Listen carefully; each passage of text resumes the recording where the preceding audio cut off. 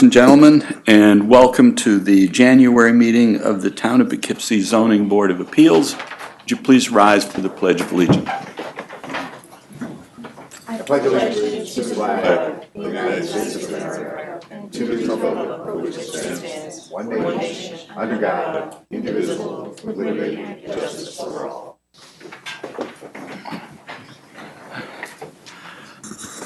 Good evening. Those that are new to the procedures of the ZBA, this meeting is divided into two parts. The first part will be devoted to public hearings on each of the applications that are before us, including two in tonight's meeting that have been adjourned to this meeting. During these public hearings, we'll ask the applicant to come forward, to state their name, and to be sworn in. All testimony before the ZBA has to be sworn testimony. At that point, we'll ask the applicant to give a very brief description of what the application is about, and then members of the board will have an opportunity to ask questions about the application.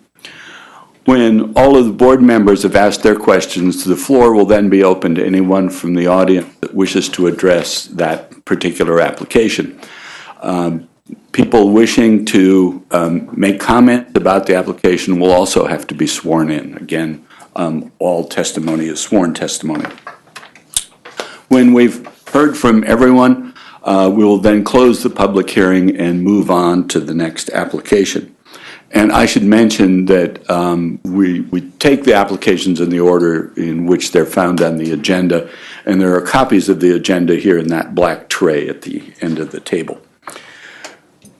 The second part of the meeting is the deliberation phase. During this part of the meeting, there's no further input from either the applicant nor the public, but it's a public meeting and you're certainly welcome to stay and listen to the deliberations. Okay, first item on our agenda tonight, Anthony Cocello, 36 Carmen Drive. Anthony, I think, are you here? Yes.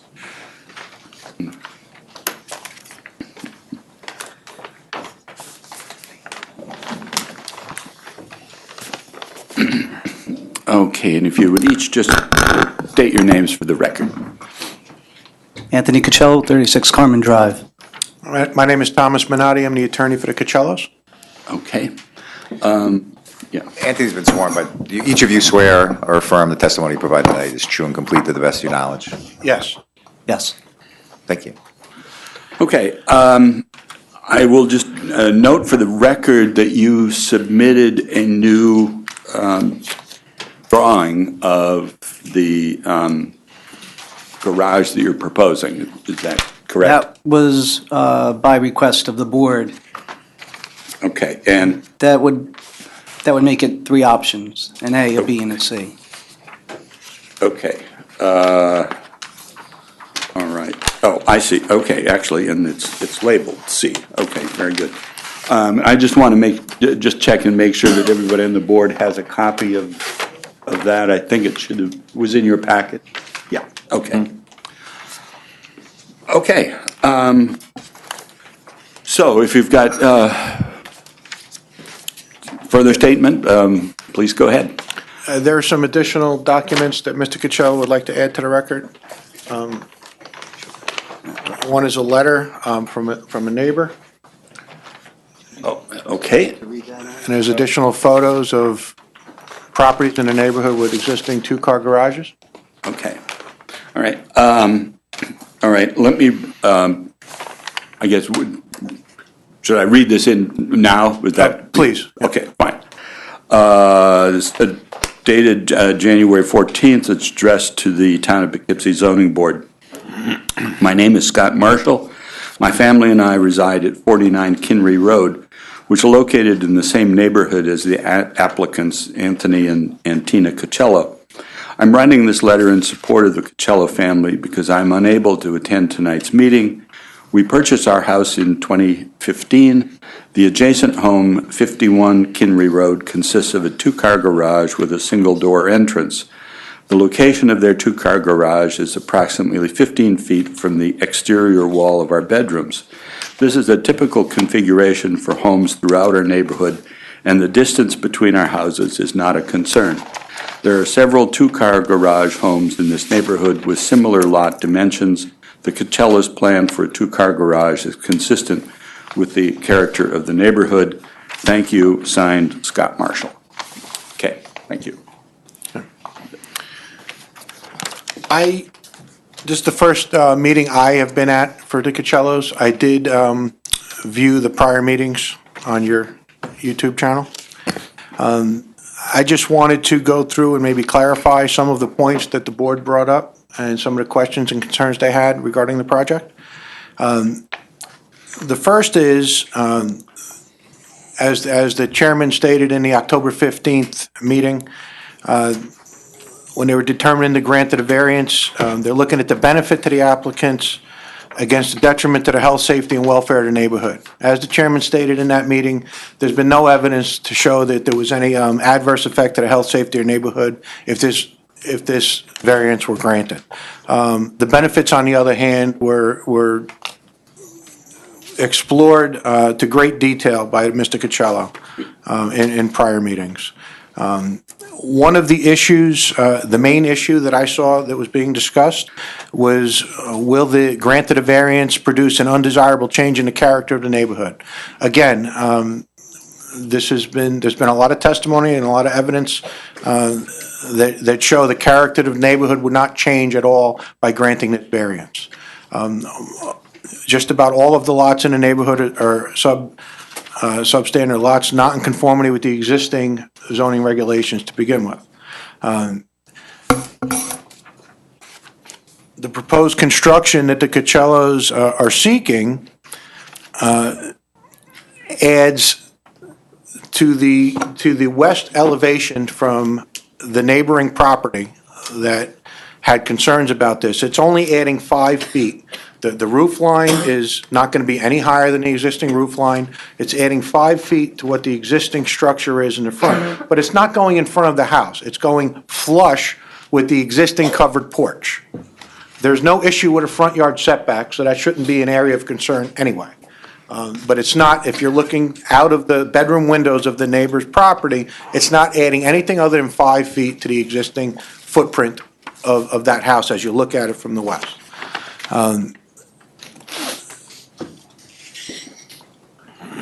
As I said, the proposed garage, it doesn't cause any detriment to any nearby properties. In fact, this project will enhance the value of the Coachellas property. That benefit, in addition to being able to park 2 cars inside and have access to the interior of the house from the garage and have a family room for their growing family, it greatly outweighs any detriment to any of the neighboring properties, because there's been no evidence to show there's been any detriment. I understand there were suggestions of maybe a tandem garage, and I know you've all explored that. Mr. Coachella's explored that with his architect. The tandem garage does not give the desired benefit of what they're seeking.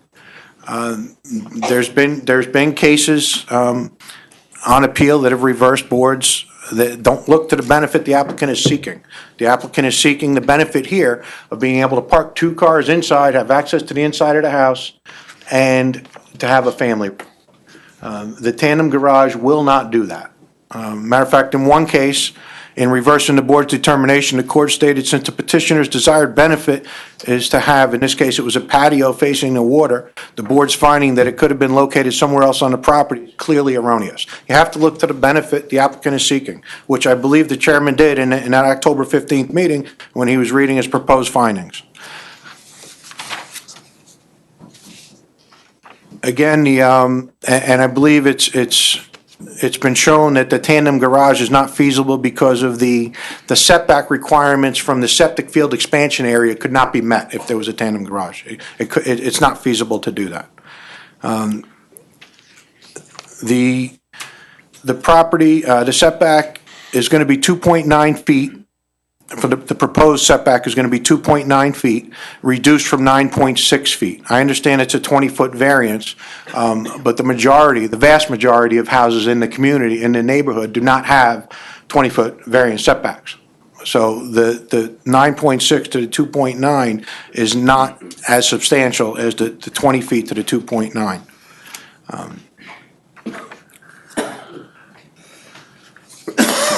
Again, if there's any questions you have for Mr. Coachella or myself, I mean, there's been a lot of hearings on this. I believe there's been a lot of evidence set forth. I didn't see any evidence to show any undesirable change in the character of the neighborhood. I think I did a site visit as well. It's in conformity with the character of the neighborhood. Matter of fact, 5 Carmen Drive has a 2-car garage. 11 Carmen Drive has a 2-car garage. 13 Carmen Drive has a 2-car garage. 14 Carmen Drive has a 2-car garage. 20 Carmen Drive has a 2-car garage. 25 Carmen Drive has a 2-car garage. 37 Carmen Drive has a 2-car garage. It goes on and on and on. 38 Carmen Drive, 48 Carmen Drive, 54 Carmen Drive. You have pictures of all of these. That's just on Carmen Drive. And then the surrounding roads also, a lot of houses with 2-car garages. When this development was built, this wasn't an issue. I believe it was an R10 zone at the time it was built. It wasn't an issue at that point. The only way for the Coachellos to have this desired benefit is to put the 2-car garage there, and it would require a variance. Okay, thank you. Christine, any questions? No question. Carmen? No question. Paul? Thank you for the Microphone? additional drawing showing the change in the roof. That's very helpful to me, but no other questions. Okay, I just want to clarify one thing. In the new drawing, it appears that the roof line of the new garage, the new construction, will be about 4 inches higher than the existing garage. I just want to make sure that I'm reading it correctly. I believe the existing garage is 16 feet, and the new addition will be 16 feet 4 inches. I guess, yeah, that's what the architectural says. Okay, and that the side yard, the clearance between the fence and the garage is going to be 2 feet 11 inches. Yes, 2.9 feet, yes, whatever. Okay, just Is that from the property line or from the inside of the? from the The property. property line. Okay. okay. All right, and the fence is slightly inside the property line, I would Yes. imagine. Yeah. Okay. All right. Tony. No question. Okay. Larry. No questions. Okay, let's see, and Phyllis, you're an alternate on this one. Okay, all right, any, Jim, she's a voting member tonight, right? Art isn't here. oh, Art is not, I'm sorry, It's okay, Jim. I'm sorry, I'm not counting well tonight. Let's see, yeah, okay, now, 1, 2, 3, 7, okay, I can get this, thank you, all right, good. All right, my apologies. Okay, Now you better have a question, though. I'm right, I feel obligated. I have no question. okay. All right, so if there are no other questions from board members, is there anyone in the audience that wishes to address the application at 36 Carmen Drive? Yes, sir. Well, there is an appraiser here who's looked at the house from Mr. Coachello, who would like to say something also with respect to the value. Okay, all right, well, I don't know if you after want him to come in now. this or- gentleman, he can come on up. Yeah, fine.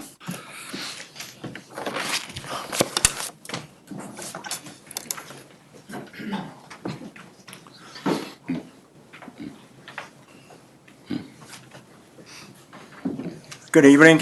Your My name is name? Bill Bogle. Do you swear or affirm the testimony you provide tonight is true and complete to the Yes, I best of your do. knowledge? Yes, Thank sir. you.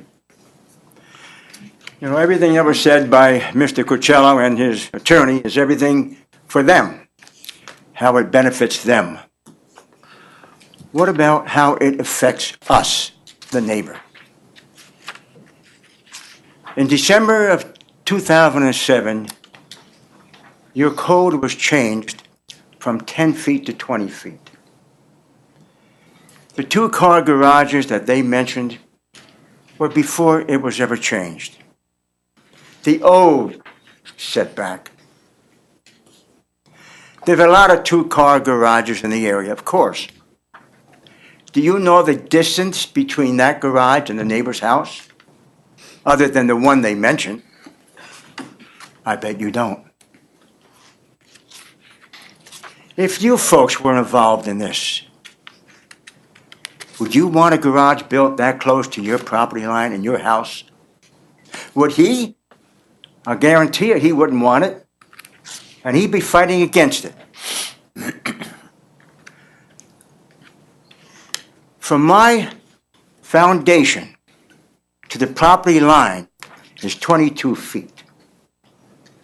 So you go in 2 feet, 11 inches. Now you have 24 feet, 11 inches. I measured inside my house with 24 feet, 11 inches. It's about as long as your table here. From that wall to the end of that table, just about. Because it went from my kitchen to my bathroom. That's how far. And I have a regular home, small home. This is all about variance, setback. Not how high this building is going to be or how wide. Let's take into consideration the distance from my home. The other thing is, because of the vibration of the ground or whatever it may be, I hear their car coming into the driveway every single time. I can be in the living room at the other end of the house. I hear the car coming in. I don't see it. I hear it. In the morning, in our bedroom, I hear Mr. Coachello start his car up in the morning. I hear the radio blasting in the car. We're 22 feet from the property line now. Okay? They have a 1-car garage. They don't even put the car in the garage. Are they going to build a 2-car garage and not put the cars in there either?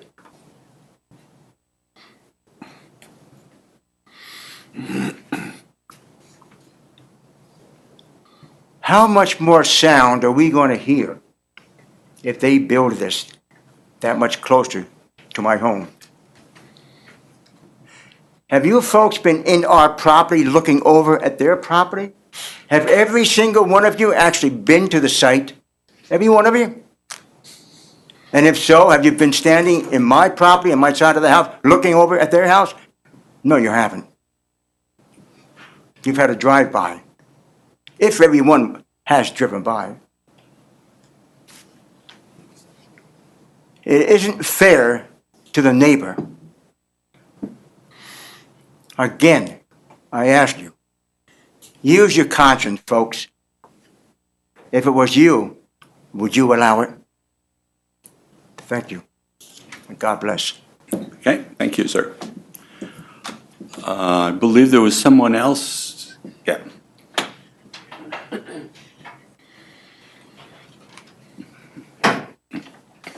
Hi, my name's Seth Plowski. Yeah, you're going to have to do that into the microphone. Thank you. My name is Seth Plowski. I'm a certified real estate appraiser for the past almost 30 and a half years. Tonight, do you swear or affirm that the testimony you provide is true and complete to the best of your knowledge? I do. Thank you. Okay. The Coachellos had contacted me asking me about kind of two questions, more or less. Is this out of character for the neighborhood, which I think we've all demonstrated it is definitely not. The other thing too would be impact to market value for their property. Would it make it more valuable, as well as would there be a considerable, or would there be any discernible negative effect on the neighboring property? I looked at it, there's separation of about 30 feet, which is pretty good for that neighborhood. And by building this, taking the 6.8 feet off, it'd be 23, 24 feet in that neighborhood. Again, a pretty good number for that neighborhood, separation of the garage to the exterior wall of the neighboring house. I looked at other sales in the neighborhood, which had similar situations where there was, I don't want to call it an encroachment, but there was proximity of the neighboring garage to the neighboring house. Could not discern any impact on marketability or any loss of value to those properties. All those properties, any sale that I looked at, sold for what I would have expected in that neighborhood. There doesn't seem to be any correlation between, I'm not necessarily talking about a two-car garage, I'm just talking about proximity here of a garage to a house on the neighboring parcel. And that's pretty much it. That's pretty much all I have to say. Okay.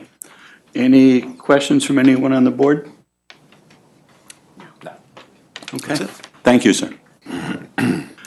Anyone else wish to speak? Okay. One here and then one in the back. Okay, so, yes, ma'am. Hi, I'm Nancy Marco-John. I've been sworn in before, but... Yes, you have. Yes. Okay. No disrespect to Mr. Cocello's attorney or to his appraiser. However, with the appraiser, his mother-in-law is a real estate agent, and I'm sure there is some kind of connection there. But no disrespect to the attorney or to the appraiser. However, my statement today is we are 6 months later into this. And I am baffled that although the board had asked him at the very first meeting to come up with other options, Mr. Cocello has not come up with any other option other than the height of the garage. But yet it's been the same design, just the height of the garage. Nothing to do with moving it to the back or trying to do anything else. However, we and our neighbors have shown that there are other options to do it. There was a print shown to, I believe, at the last meeting showing another option. The board had suggested other options for him to go and look at, which he has not come to you guys with anything else.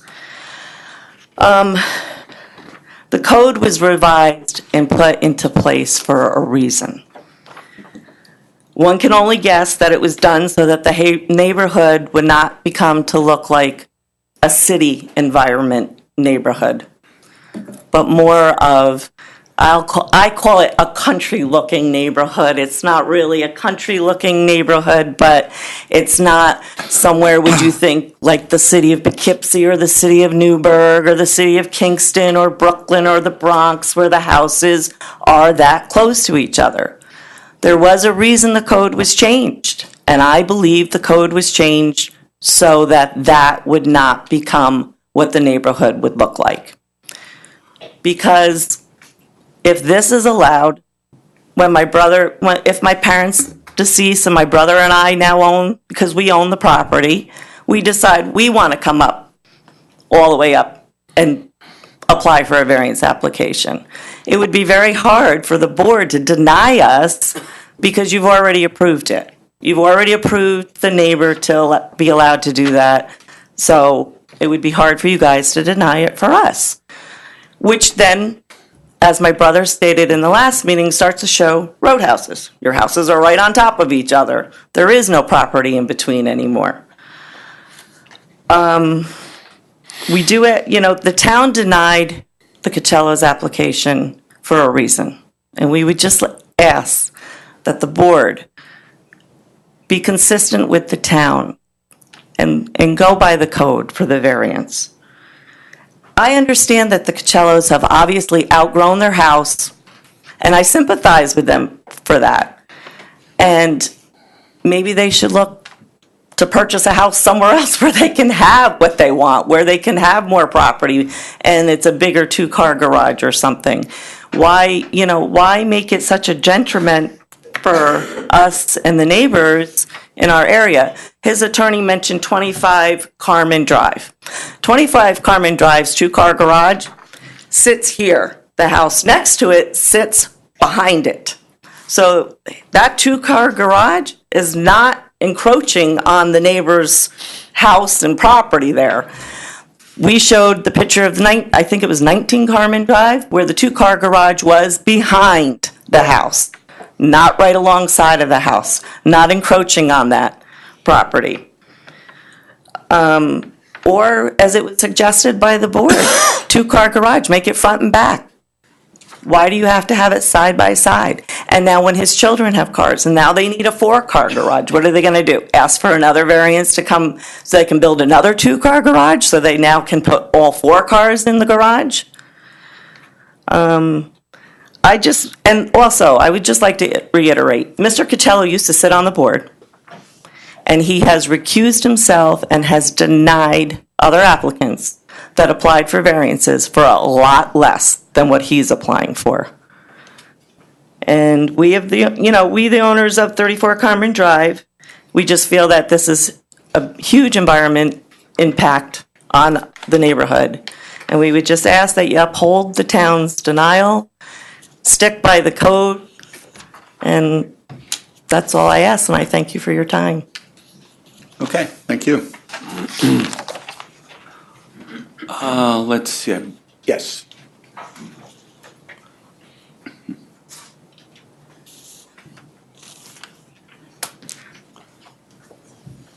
How you doing? Yeah.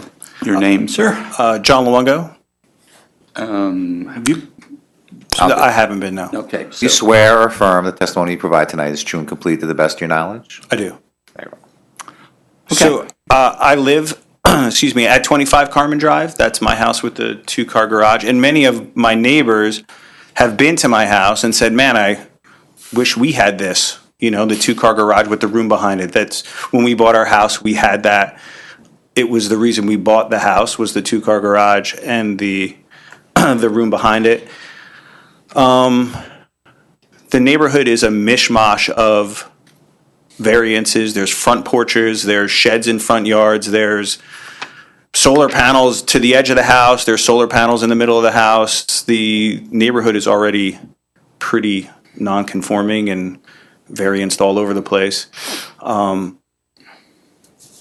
I would be looking at the side of the house where this is built. I'm a little further away than right next door, but they just had a building permit and did another house in the neighborhood and increased the height of that house pretty substantially. And now that house doesn't match the rest of the neighborhood. So, I have no problem with this. It would be nice for them to have the extra space, and then they wouldn't be parked outside the house. There's houses that have like 6 cars parked on the lawn and piles of wood dumped in front of the house for their wood-burning stoves. And so it won't be any different than anybody else that lives in that neighborhood. Thanks. Okay, thank you. Anyone else? Yes, sir.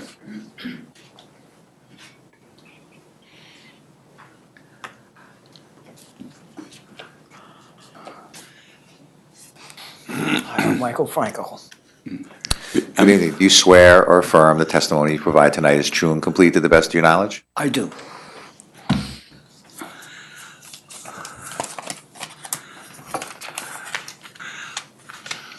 First comment I would make is there was a wonderful plan presented by Ms. Mirabella at the last meeting. And my comment on that would be if that plan were adopted, it would get unanimous approval. I have no doubt that anybody would have anything negative to say about that. This has been going on for 7 months with the adjournments and whatnot. And I'm wondering why it takes that long to get something done. It's just at a time when Mr. Cochulo has to go through the agony of coming back every time, and so do we. And we're really not mad at him for what he's doing, so he's not a victim. We just think there's a better way to do it. And my take on when I do things like that is if I can afford it, I do it. If I can't afford it, I'm not going to do it, and I will do it right. It's just basic common sense. What your pocketbook can afford is what you buy. Thank you. Okay, thank you. Anyone else? Okay.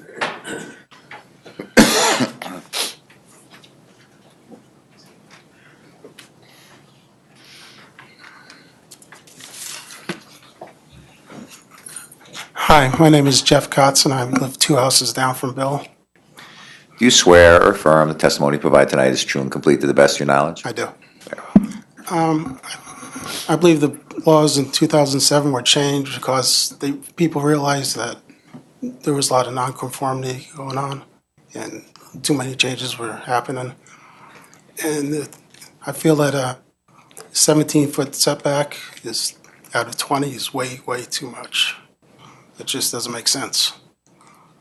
I mean, if everyone asked for that, like she said, we'll just have a bunch of row houses and the neighborhood will look like crap. So that's all I wanted to say.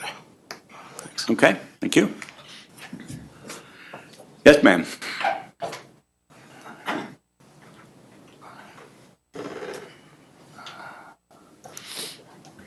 Hi, my name is Karen Bogle, and I live on 34 Common Drive. Do you swear or I affirm? already was sworn in, but I will do it again. Okay. I will do it again. You still swear to tell the truth? Yes, I will. The thing is, we are set a law. A law is set. Why can't we obey the law? If the law sets 20 feet, then we should do it. The same thing a letter was sent to every one of us in the neighborhood. There were a few people who said, no, we don't want this to go that close to the property line, like my husband said. I mean, 2.5 feet from that, the wall, I mean, the gate, the fence he has there now, that's not very much. And I honestly believe, I believe in the law. When the law says this is what you have to do, we need to stick with it. And just because I want something, I don't care if my neighbor doesn't like it or whatever. I don't think it's fair that this can happen. Because we were obedient, yes, we had some remodeling done in our house. It was inside done. It was done in the back. We were obedient, what needs to be done. The law came, the people came in, they checked, we got everything permit, everything was properly done. Everything was done by the law. What the board made the statement, this is what we have to do, and we did it. So please stick with this and look at it in a different way. Just because I want a 2-car garage doesn't mean, and I don't think our neighborhood is a jibby in different things. Our neighborhood looks very good. We have a very good neighborhood. We've been living there 41 years. And the statement this young man you said from 25 Common Drive, he's wrong. Yes, a lot of things were done when the houses were built. And it was our the grandfather then. Just like Tony's garage is 9.5 feet away from our line. We have nothing against that. If we had gone there and extended a little bit, we would not have gone against it. But he went behind our back. He did something without letting us know ahead of time. If he had come to us and had talked to us before this all happened, maybe it would never came for a 6 months type of thing here, what we're doing. Thank you and God bless. Thank you. Right, anyone else? Yes.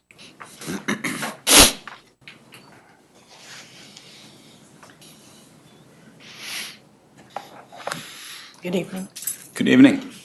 Hi, Noel McCaffrey. I've been sworn before Okay. also. And keep on telling the truth. I agree. Okay. Thank you. I'd like to reiterate everything that everyone Do you else mind said. speaking just a little closer to the microphone, or? Certainly. Thank you. Everything that everyone has said is really important. It seems that the Coachellos only want what's benefit to them. They want a two-car garage. They want a family room. They want a washer and dryer in the garage. They want a mud room. It's only about them. This world isn't just about individuals.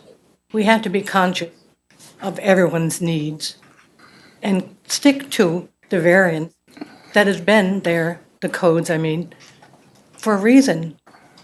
For people, just for people like the Coachellos who aren't willing to go by the code. And we have to stick to it. Otherwise, everyone else will continue. In fact, I've spoken to two of my other neighbors who do not have a two-car garage. My direct neighbor, in fact, said, well, I can't wait to see what happens, because I love to do it myself. I think that's horrible. It's just going to continue and continue. We have to stop it somewhere. That's why the code was changed, to put an end to people doing what they want to do for their own benefit. Please search your conscience and do what's right here. Thank you. Okay, thank you. Okay, any further questions, comments from the board? Yes. Maybe I'll be the last one. Robert Bogle. Do you swear affirm? Yes, I do. Truth, everything you say will be truthful. Thank you. Like everybody here has been saying, we've been hearing the same thing over and over again every month. I think by the neighbors that have gotten up here today, the letters that you've gotten from the neighbors, it's quite evident that the majority of the neighbors in this area are not okay with this. Sure, like we've discussed, like we've realized, the neighborhood away from this area has these two-car garages that have been in there since the beginning of time. The gentleman from 25 said the neighborhood is a mishmash. Maybe it's a mishmash because people have gotten away with this stuff for so long. Maybe it's time that that is ended and people realize that, you know, not everybody wants their neighbor's house right up against their property line. I don't know where you all live. I don't know how much property you have. Maybe if somebody wanted to move and put a 20-foot garage on their property, maybe it would not affect you. It does affect this neighborhood. The neighbors do not want it. Sorry, the majority of the neighbors do not want it. Mr. Coachello has been asked to come up with other ideas, other options. He hasn't. Last month, he was supposed to come back with a drawing that showed that the height was lowered a little bit. The height of the peak of the garage is the same as the last drawing. What the architect did, he just knocked off the gable end, so it looks like it's shorter. But in all reality, it's not shorter. Why we're discussing the height, I don't know, because that's not what the variance is for in the first place. I thought maybe I was crazy and that there was no other option for this to happen, even though it seems like there would be. Interestingly enough, two of my customers happen to be architects, very well-known architects in this area. I happened to sit down with them a couple weeks ago, started to talk to them about this, and interestingly enough, Mr. Coachello actually went to them for this. They declined to do the work because they did not think it was the right thing to do. However, we did sit down and they did show me other options. And Mr. Coachello was not interested in any other options. They even asked him, and he said, no, this is what he wants. He doesn't care about what anybody else wants. This is what he wants. So I think it's obvious that Mr. Cocello doesn't care about the neighborhood that he lives in, that he bought a house in that he apparently liked at one point in time. He told us in the beginning he didn't care about the property, he cared about the school. So there again, he doesn't care about the neighbors or what the neighbors have. It's just about what he wants. And I hope that you guys will think about whether or not you would want a house that close to your property if you did not have a large property. Thank you. Okay. Okay, yes.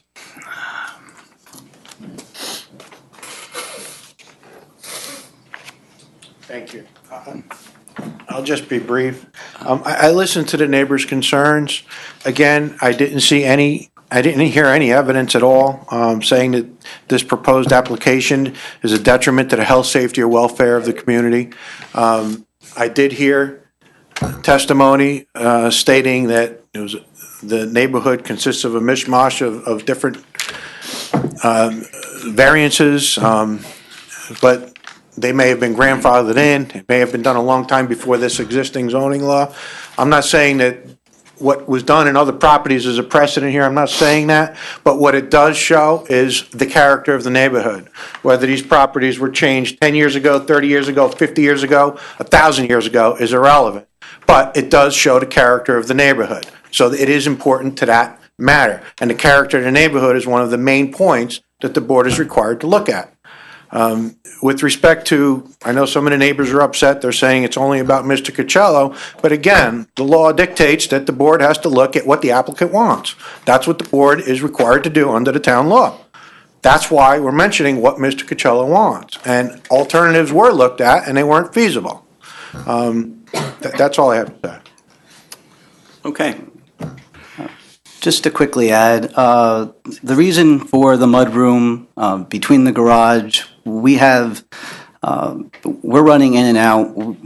We have violins, we have sneakers, everything is going on. And when we enter the house, we have the refrigerator door to our left, and then the shoes, the book bags, the violin, the soccer cleats, everything happens right there, and that's in our kitchen. So the space between the garage and the family room is really just to be able to accommodate people coming in, putting their coat there, the gloves, the hats. When the kids have friends over, take off the snowsuits, put them there, we can dry stuff. There's more to it than just, a mudroom, and it's a functioning part of the house. Part of my job is in utilities. There's times that I have to work double shifts, come home, snow blow the driveway. I've been asked by my neighbor Bill last year as I came home, I didn't even get in my driveway, and could I shovel his because his snow blower broke? And I would go ahead and do that. Then I go and do mine. At the same time, I may have to, come home from work, which is 54 miles away, in the snow, a 2-hour commute, and go back to work at 12 o'clock. For me to have a garage is a safety part for me, to be able to keep the cars in there. With the bikes and, our bikes, the kids' bikes, there's a place to put 2 cars and the equipment. That includes the lawnmower, the snow blower. Right now, if we have a car in the garage, which is 15 feet wide, we can't even get to the passenger door. Everybody gets in on the driver's side, or I pull the car out, and then my wife would get in on the passenger side. That's because we don't have a shed. We keep everything in the garage, and that's the way we would continue to do it. Basically, the garage is only looking to go the 6.5 feet and we can put 2 doors on that. So we have a very large, oversized one-car garage that is deep and fits everything. But there's not much movement in there. So part of the reason for this request is to be able to put everything in the garage, be able to access the house, and, you know. Okay. Okay, thank you. Thank you. Any questions from the board for either of these gentlemen? No. Okay. Okay. Yes, sir.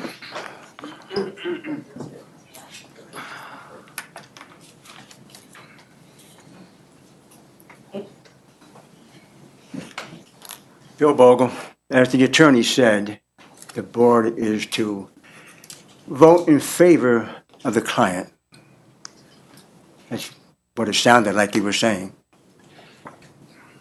That you take into consideration what the client wants, but also it's your job to take into consideration what it does to the neighboring property, the neighbor's home. That's why you have your codes. That's why you have your setbacks.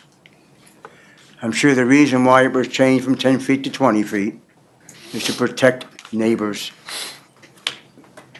Okay. And I thank Mr. Cuccello for helping me with my driveway when it snowed. He snow plowed my. We were doing things for each other.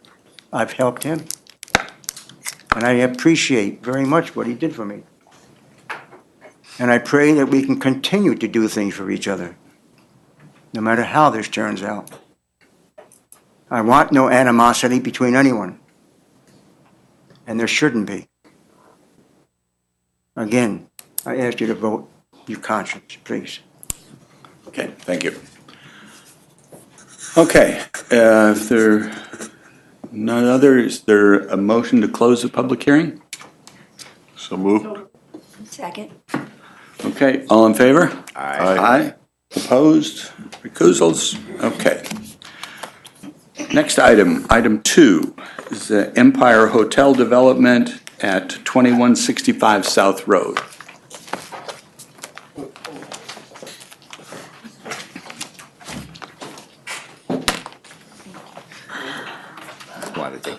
Good evening. Good evening. Okay. Let's see, your name for the record? Ian Lindars of Stenger Roberts, Davis and Diamond for the applicant. Okay, and you were here last That is time. correct. I So was you're here last already sworn in, so we can just. I can do it again if need be. No, that's, that's okay. Okay, so you wanted to kind of bring us up to date. Sure. So what I wanted to do is, if there weren't any immediate questions, I'd like to try to address some of the concerns from last time. If there are any questions, I'll answer them first. If not, then I'll just proceed. So the Dutchess County Department of Planning, they had issued an opinion on this. And they specifically stated that they didn't want to set a precedent. With all due respect, I think the precedent has already been set numerous times. Last time we were here, we discussed a number of examples of that. Even in our own plaza, extra space storage, they were granted variances. U-Haul was granted variances. Both of them have signage in excess of 100 square feet. Another example was the Barnes & Noble building. The Barnes & Noble building, I think, is important here because it's very, very similarly situated as our building is. It's slightly set back. There are businesses on the northbound side which block the view, and they were granted a significant variance. Case law states that if the board were to deviate from that precedent, it would be on the board to justify why it deviated from that and why this particular applicant would be treated different than any other applicant, specifically some of the ones we've already mentioned. That was one issue I wanted to address. The second issue, last time we were here, it was indicated that if the sign isn't visible, then what's it matter how big it is? If you can't see it, right?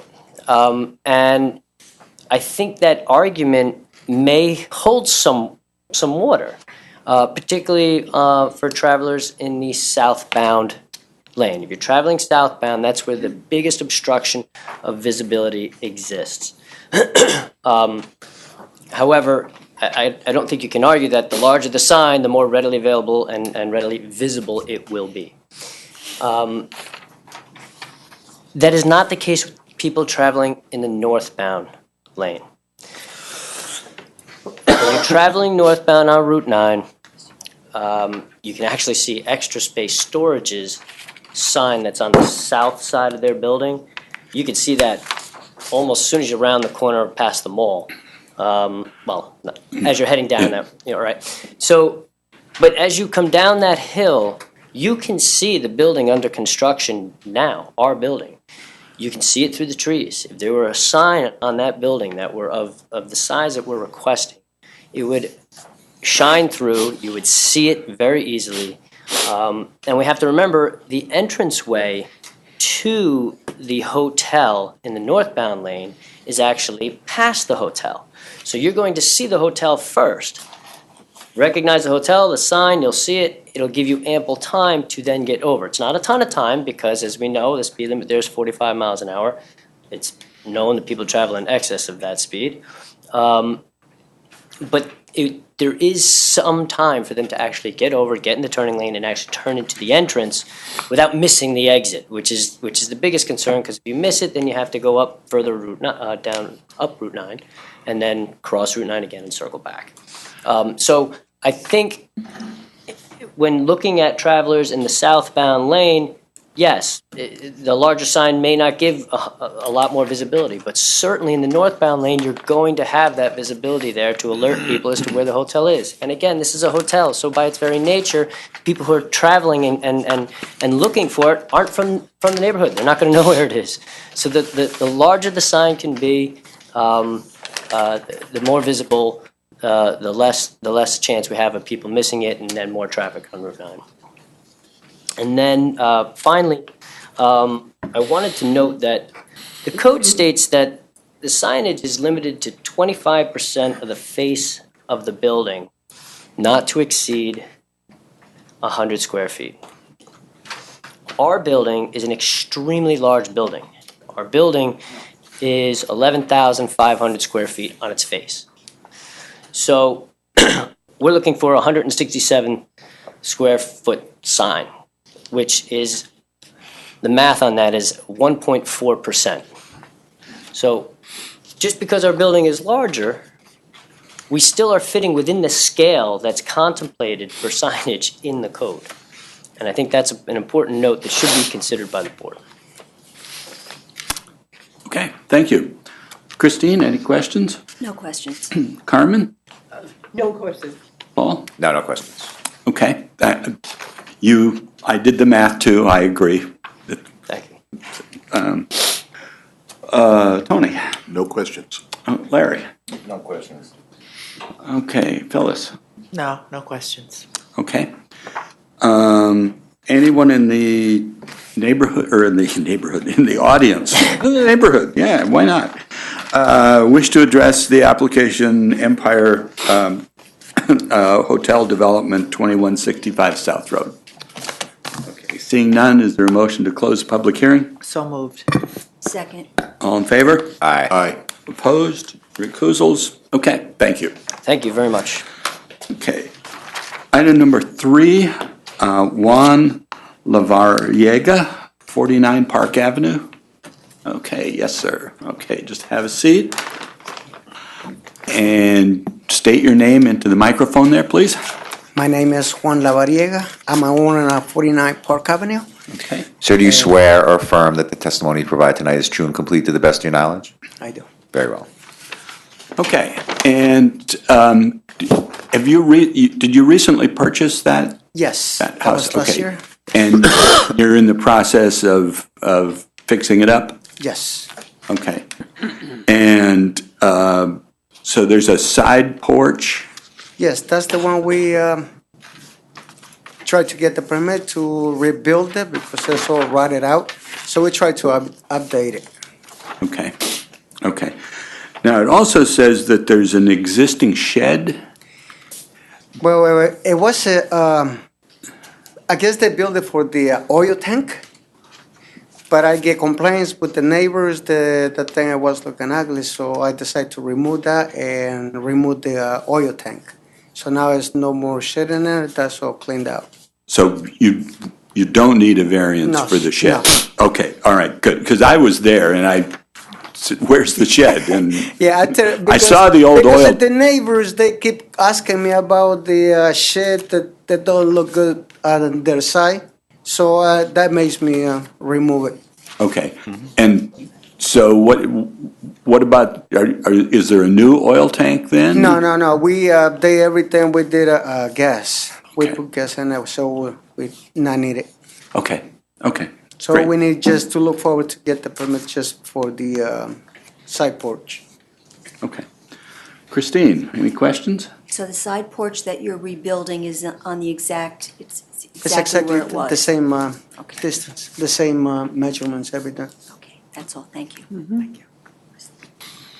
Carmen? No questions. Paul? No questions. Okay, all right, you took care of my question about the shed, okay. Thank you. Tony? No questions. Larry? No questions. Phyllis? No questions. Okay.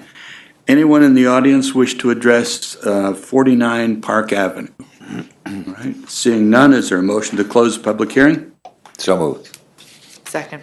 All in favor? Aye. Opposed? Kuzels? Okay, thank you very much. Item number 4, the Poughkeepsie Plaza Mall, 2600 South Road.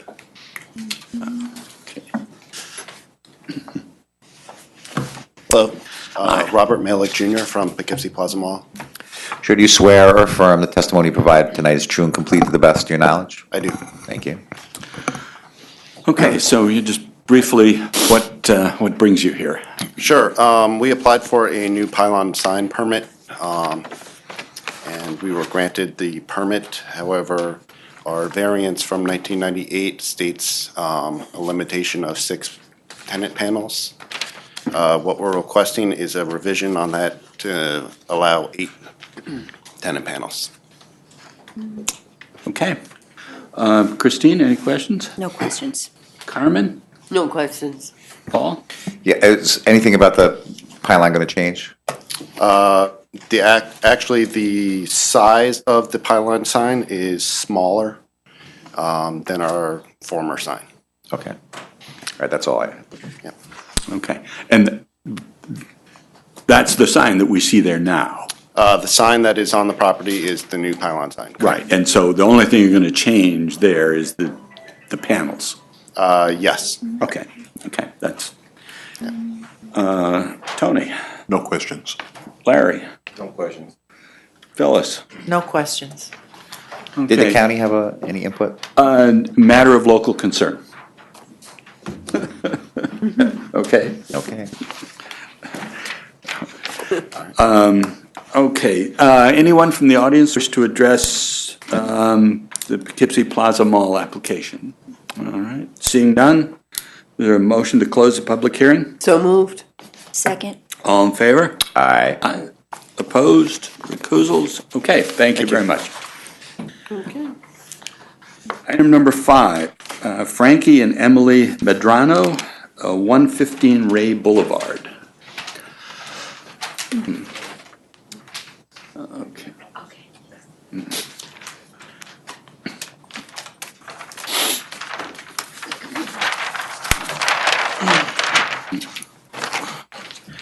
Hello, I'm Michael Lockwood, architect, and I'm here to, if you have any questions, to present. Do you swear or affirm the testimony you provide tonight is true and complete to the best of your knowledge? Yes, I do. Very well. Okay, we're quickly passing out. Yeah, the only change, I realized the calculation was done incorrectly for the square footage of the apartment. So we had corrected it, we redid the calculation, and it's 403 square feet. And also to comply, I checked the percentage that the accessory apartment was in comparative to the entire, square footage of the place. And I put a little note in the box. comes out to 15.8% of the total square footage. And that's even with excluding the garage inside the house. So the Okay. garage is separately calculated. Okay. Okay, yeah, I mean, I did a quick measurement, Yeah. you know, with, the Oh, the trustee. scale. And got something that was very close to 400. Yeah, When I did it, so, Yeah, I did it accurately in AutoCAD with the polyline, and it was 403, so it was. 403. Yeah. okay, okay. So, nothing's really changed in terms of what you're physically planning to do. Correct. It would only be just assuring that the wall separating the apartment from the residence is rated per code, 1 hour fire rated wall, and the ceiling of, the floor, between the floor and the space below, so. Okay, because, let's see, there's a door, a window, in that wall right now? There's an That opening. Something you're filling in. Yeah, there's an opening there, door opening. Okay. That just attaches that room to the rest of the house. Okay. Removing the sheetrock from the wall and then putting the proper assembly to create a 1 hour fire rated assembly wall. Okay, okay. Christine, any questions? No questions. Carmen? Yes, when we were out there, I noticed there's a rock pathway, crushed rock or something like that. Okay. And do you plan on paving that? Because that would be the renter's. The access walk for the renter? That's the renter's access walk, I believe you're talking Right. about? Yeah. There was no plans of paving it, no. We're just trying to think about snow removal and things like that. I don't know, it's maintained typically now, as a path. So, it could be shoveled and salted, but there's no handicap access or requirement for the apartment. You don't think that's a problem? No, I don't, personally, no.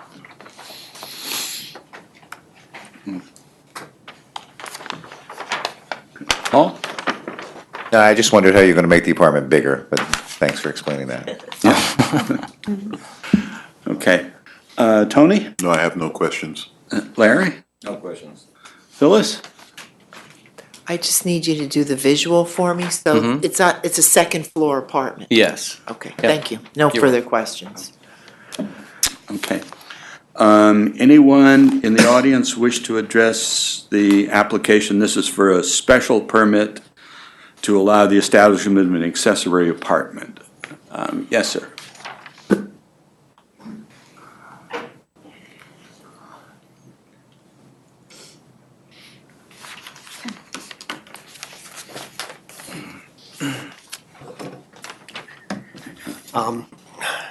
My name is Leonard Murphy. I'm the neighbor next door. Sir, do you swear or affirm the testimony you provide tonight is true and complete to the best of your knowledge? Yes, I do. Very well. This particular property, when we moved in, we signed off on 2 variances prior to this. I don't know if you've seen the property. The building that was built that goes against my property is 2.5 feet from my property. Now, that was one of the variances. The first variance was they built a fence down the property line. It was 6 inches over on my property. That was the second variance. Then 3 years ago, the same owner builds a porch off the back of the house. I don't know where anybody was or who was checking. We had to come for a third variance for that. This here now would be the 4th variance on this property. Let's understand, this property was sold as a single-family home because we talked to the real estate agent. So, I don't know how many more variances we're going to sign off on, but what's the law here and when does it stop? Can you tell me which direction do you live? We are south of that property, the first house right next door to it. Okay, because the property in question is on a corner. That's correct. Yeah. Now, all the work that was done, and this wasn't, no, I don't know these people. Never met them, don't know them. But this means another person or individual into that new piece of property. And again, I stated, when we talked to the real estate agent, this house, the variances or things were signed off, it was to be sold as a single-family home, and that was by the real estate agent. So, that's,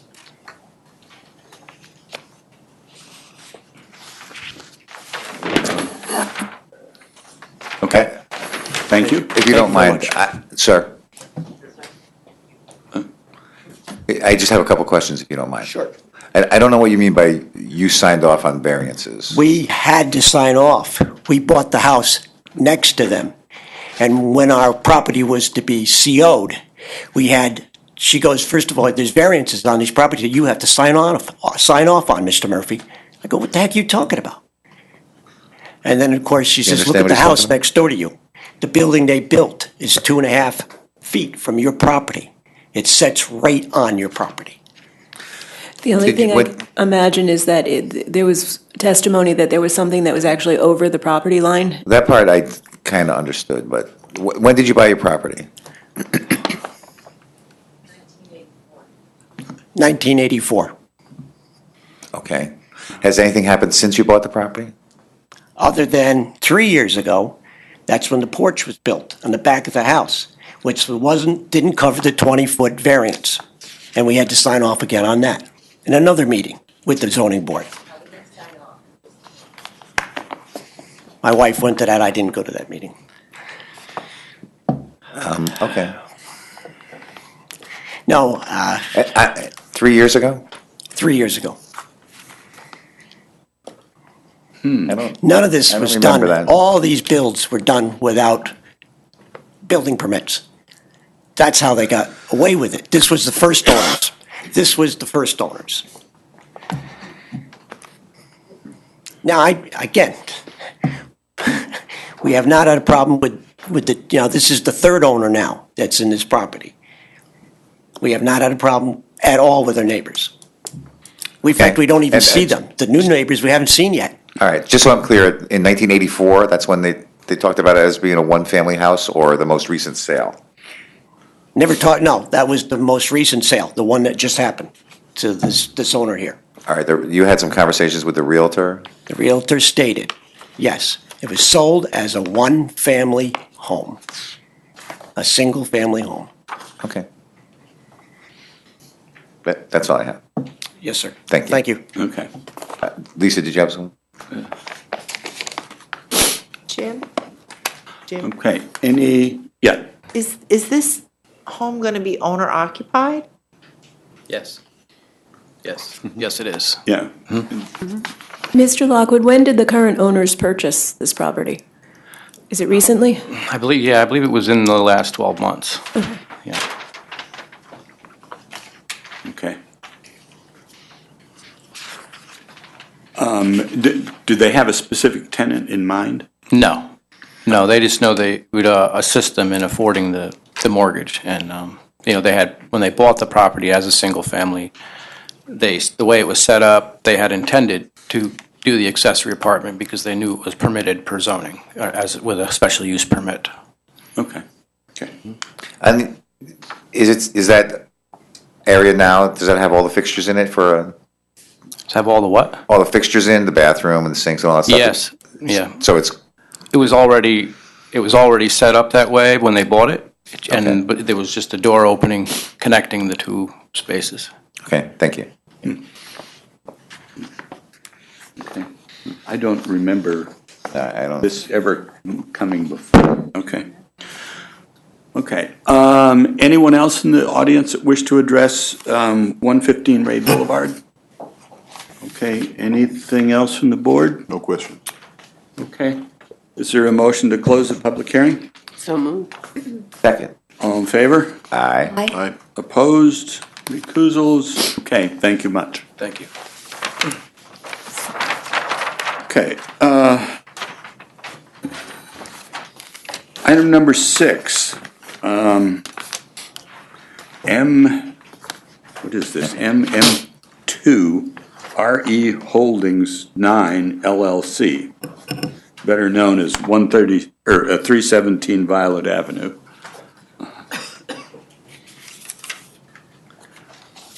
Good evening. Good evening. My name is Robert Hanson, a broker owner of Winter Circle Properties, and I'm the property manager for the owner of this property. You swear or affirm the testimony you provide tonight is true and complete and to the best of your knowledge? Yes, I do. Thank you. Okay, do you just kind of briefly remind us what your application is about? Sure. This owner had, what he does is invests in distressed properties, rehabilitates them, and then rents them. So this property had been vacant for, I believe, 5 to 6 years before he purchased it at the Dutchess County tax auction. So in the course of going through and power washing, removing debris, cleaning things up, he also had a title report ordered, which came back and indicated that the existing deck that was there did not appear to have a building permit in the records. So what we did was talk to the building department, filed a building permit to effectively get it inspected and all closed out, essentially. So we went through those steps, and it turns out that the deck appeared to be quite old, so it looked like it was probably 20 to 25 years old. So basically what happened was the building inspector came out and inspected it, and then we realized that, I guess Mr. Flowers thought it was about 2008 or so, the setback requirement had changed from back when the deck had been built. So essentially, what would have been conforming if the former owner had filed the proper paperwork was now a violation. So essentially, you know, it was explained that we had to come here for a I think it was an area variance, to get the proper sign-offs to be able to close everything out. I kind of mentioned in the application, you know, we don't believe it would really be a detriment to the neighborhood, given that the owner on the same side as where the deck that has existed for 25 years also has a privacy fence there as well. And the neighbor on the other side is essentially shielded by the house from really seeing the deck. So the only alternatives other than that would be to, in order to comply without the variance, would be to cut 7 feet off an 8-foot deck, which would make it a little cumbersome to get groceries in and out of the house. So, so essentially that's why we're here, and, you know, we respectfully request the board to, you know, grant us this with nothing that the owner did wrong. He really kind of inherited something that was very unforeseen and unexpected, and we're trying to do the right thing to get it closed out properly. Okay. Christine? No questions. Carmen? No questions. Paul? Yeah, you indicate in your application that the building department thought that the deck was structurally sound, even though it's 20 or 25 years old. Yes, actually what happened was there were some even newer code requirements regarding a grippable handrail with the ends turned in.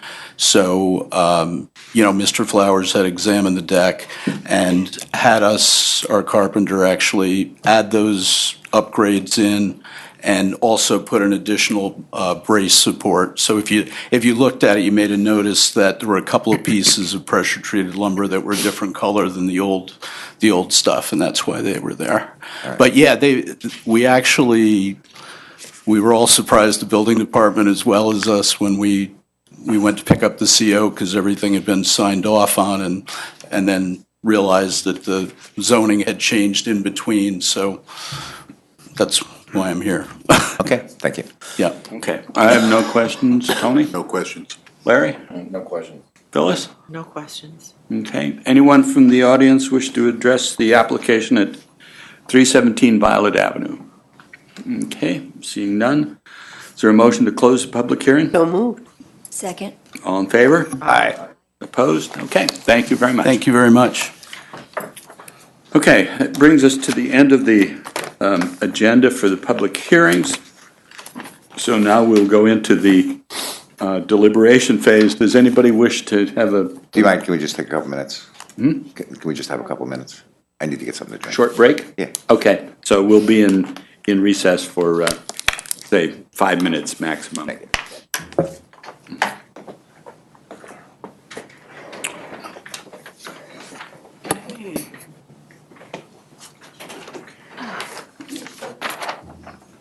Good Lord.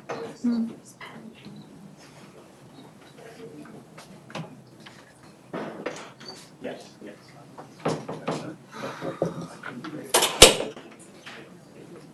When I was coming in.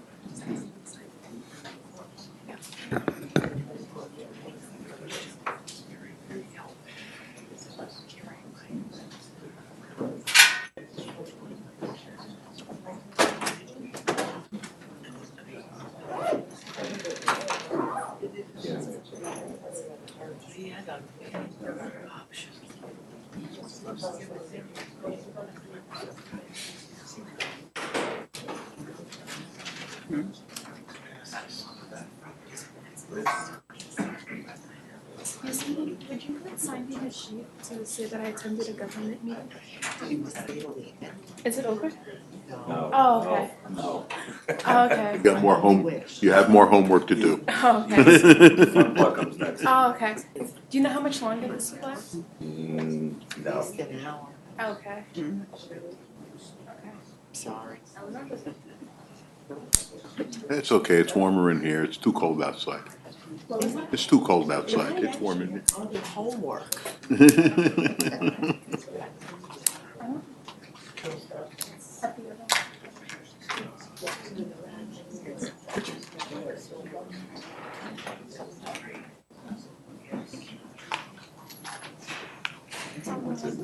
I'm sorry, I think our teacher would be fine with this. This language. Just any of the government, like, officials. I'll sign it. Where do you want me to sign it? Just like right here. And you want my printed name? Yeah. Yes, please. Oh, then you better sign it. I should be signing it.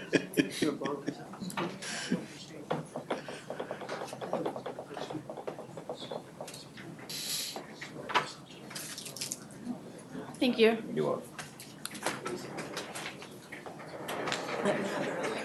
You're welcome. Have a good night. You too. I'm staying with you. I'm not going. No way. You should take an agenda if you didn't take it. Oh, agenda, thank you. Your teacher will want to see it. Yes. It's excessive, it's excessive. A question for you. It's not about Yes. Single family dwelling. That's the argument. Like one of the kindest people on It has to be owner occupied, but it doesn't. Family, that's a different designation. It's a single family with an apartment with an accessory, which is odd, but that's how it is. No, I mean, I've built this for years, and I don't think about and it's the owner. Right. So. There's different variances that requested deed Yes. along with that. There's a lot of places that don't allow them at all. Jim and I talked about it. Yeah. Civic things about what the fold is and what the state consider. Make a decision. I think definitely for family Family. members, right. Tony and me are the only Allow, ones who are and, against it. you know, this is one of the more lenient ones because it allows non-family members to come in and use them too. Yeah. But it's still.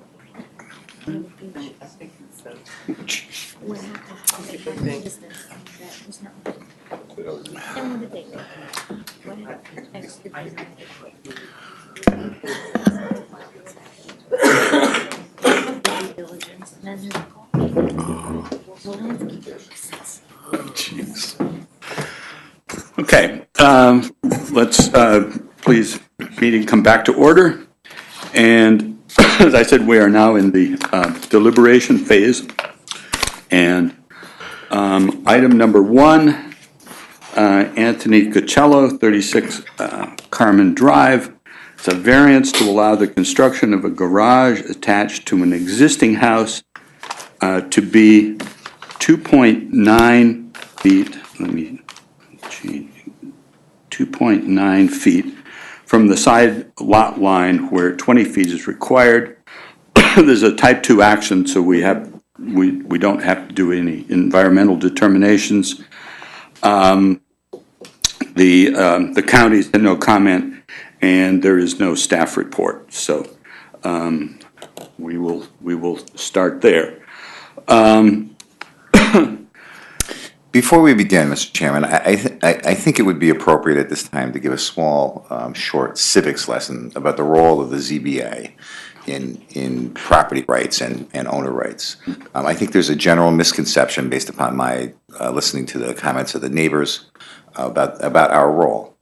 And so I wondered if you're comfortable. And I think there are a couple of things that have come up that I think we should clarify, and I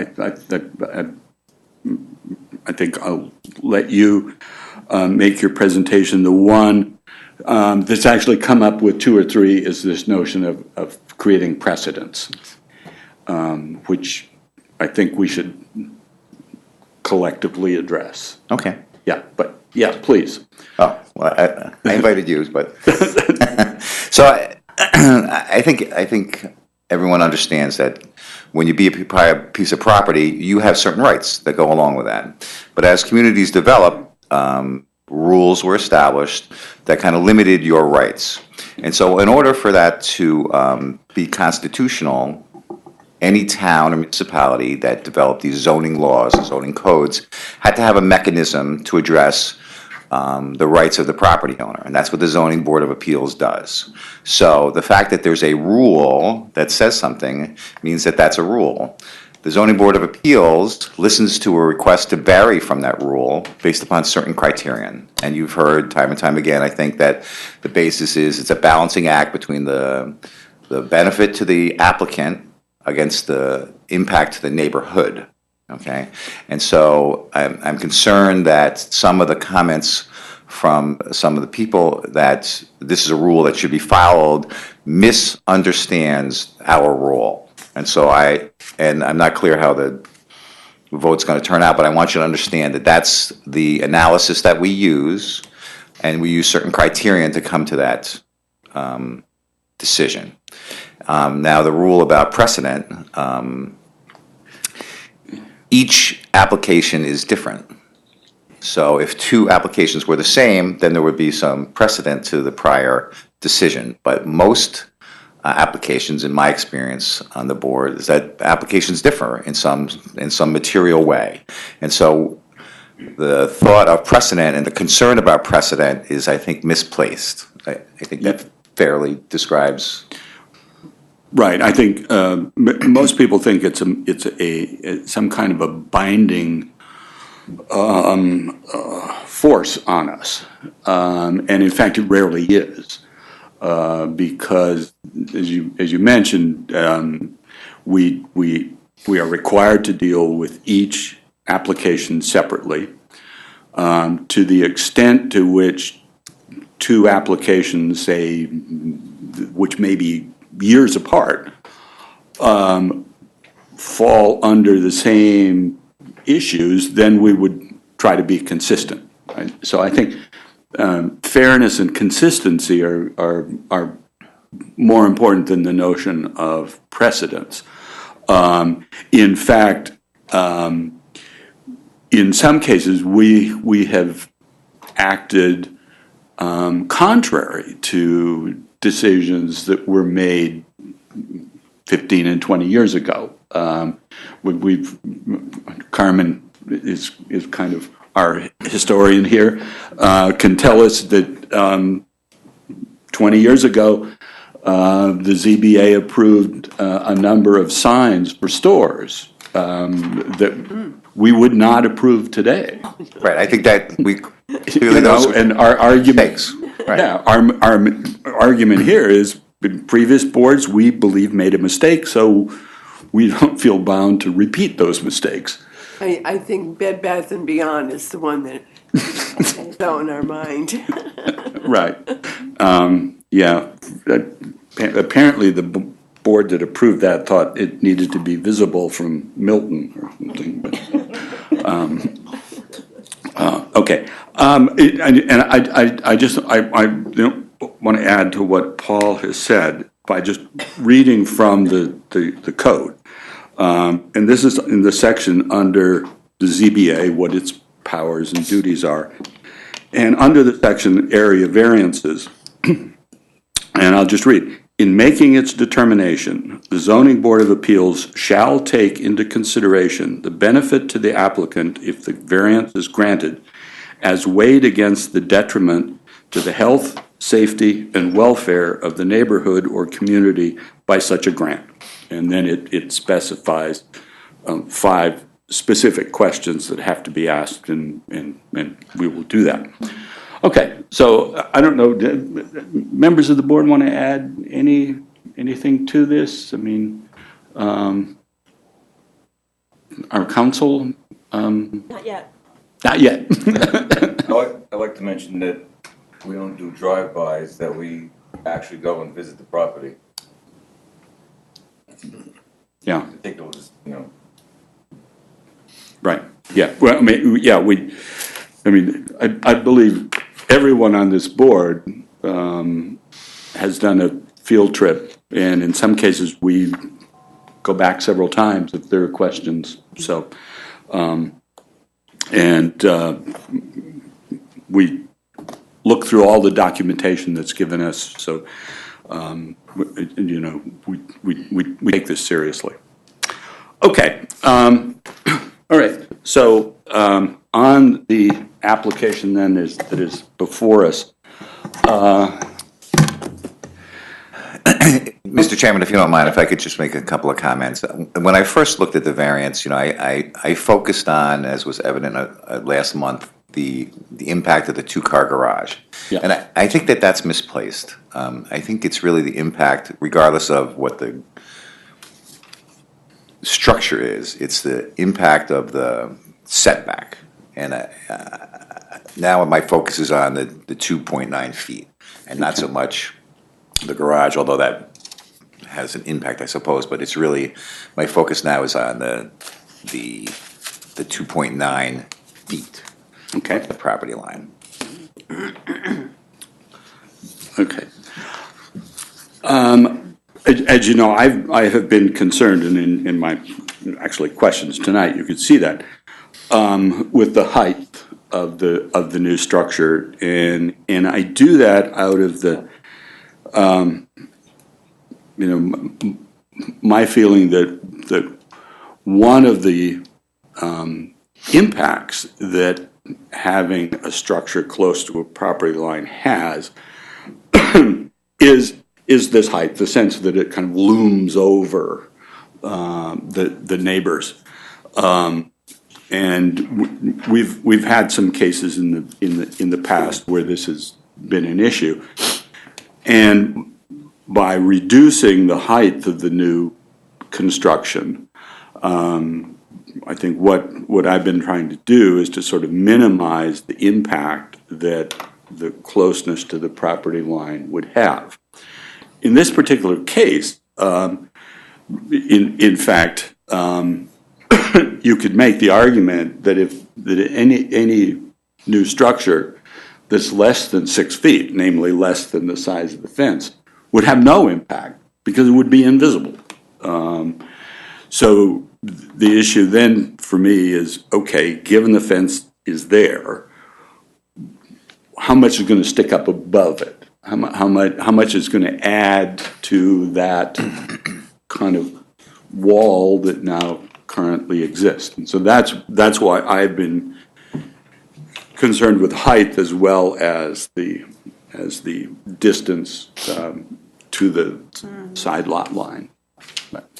So to me, those two are kind of interconnected, but the code, of course, only speaks about the horizontal distance.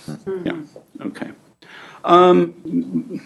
Comments from people on what seems major issues here? I think, as Paul just stated, I think in my recollection, I've always been concerned with the encroachment. And the encroachment is much greater now because of the way that the law has changed, or the code was changed. It became an existing encroachment of, what was it, about half of what should have been allowed, and then to reduce that by another 9 feet, it's just, to me, it's just excessive. And I agree. I mean, if we were talking about something that was 3 feet high, maybe we wouldn't be quite that concerned, but we're not, and that's unrealistic to talk about. Yeah.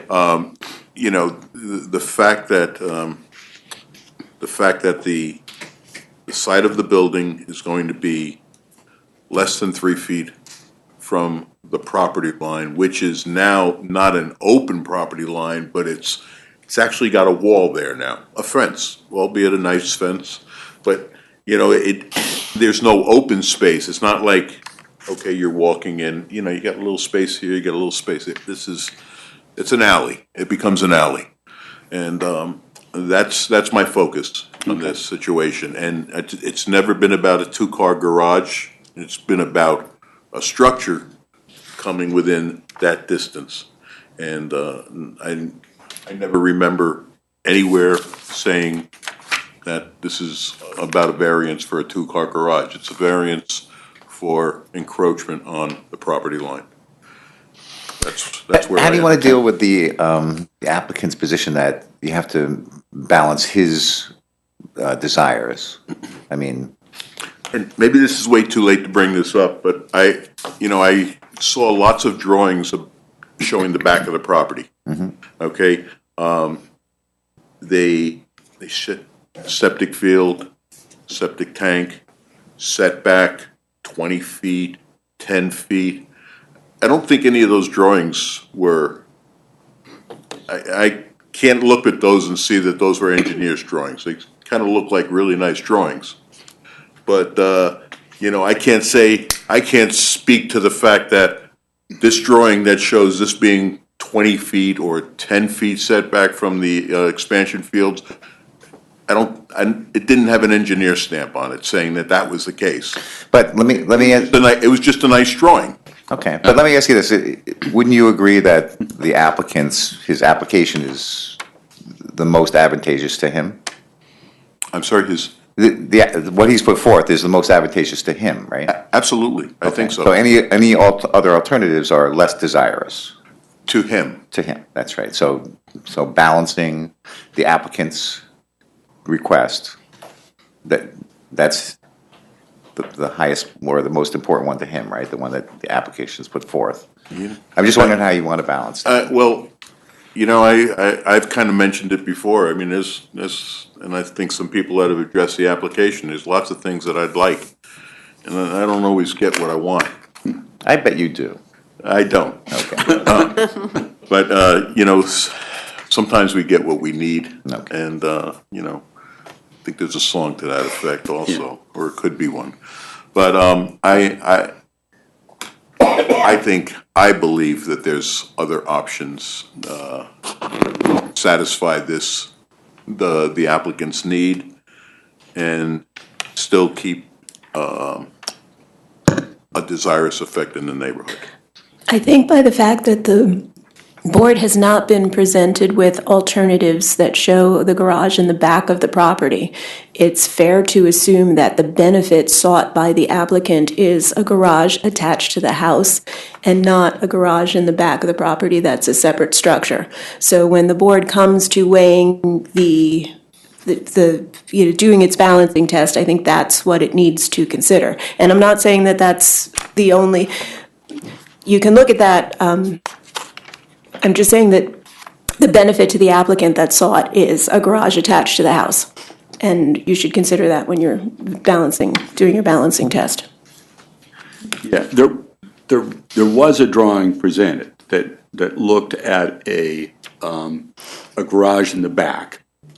And it because of the septic fields, it was located actually rather close to the property line. It would have required a variance for a garage in the back.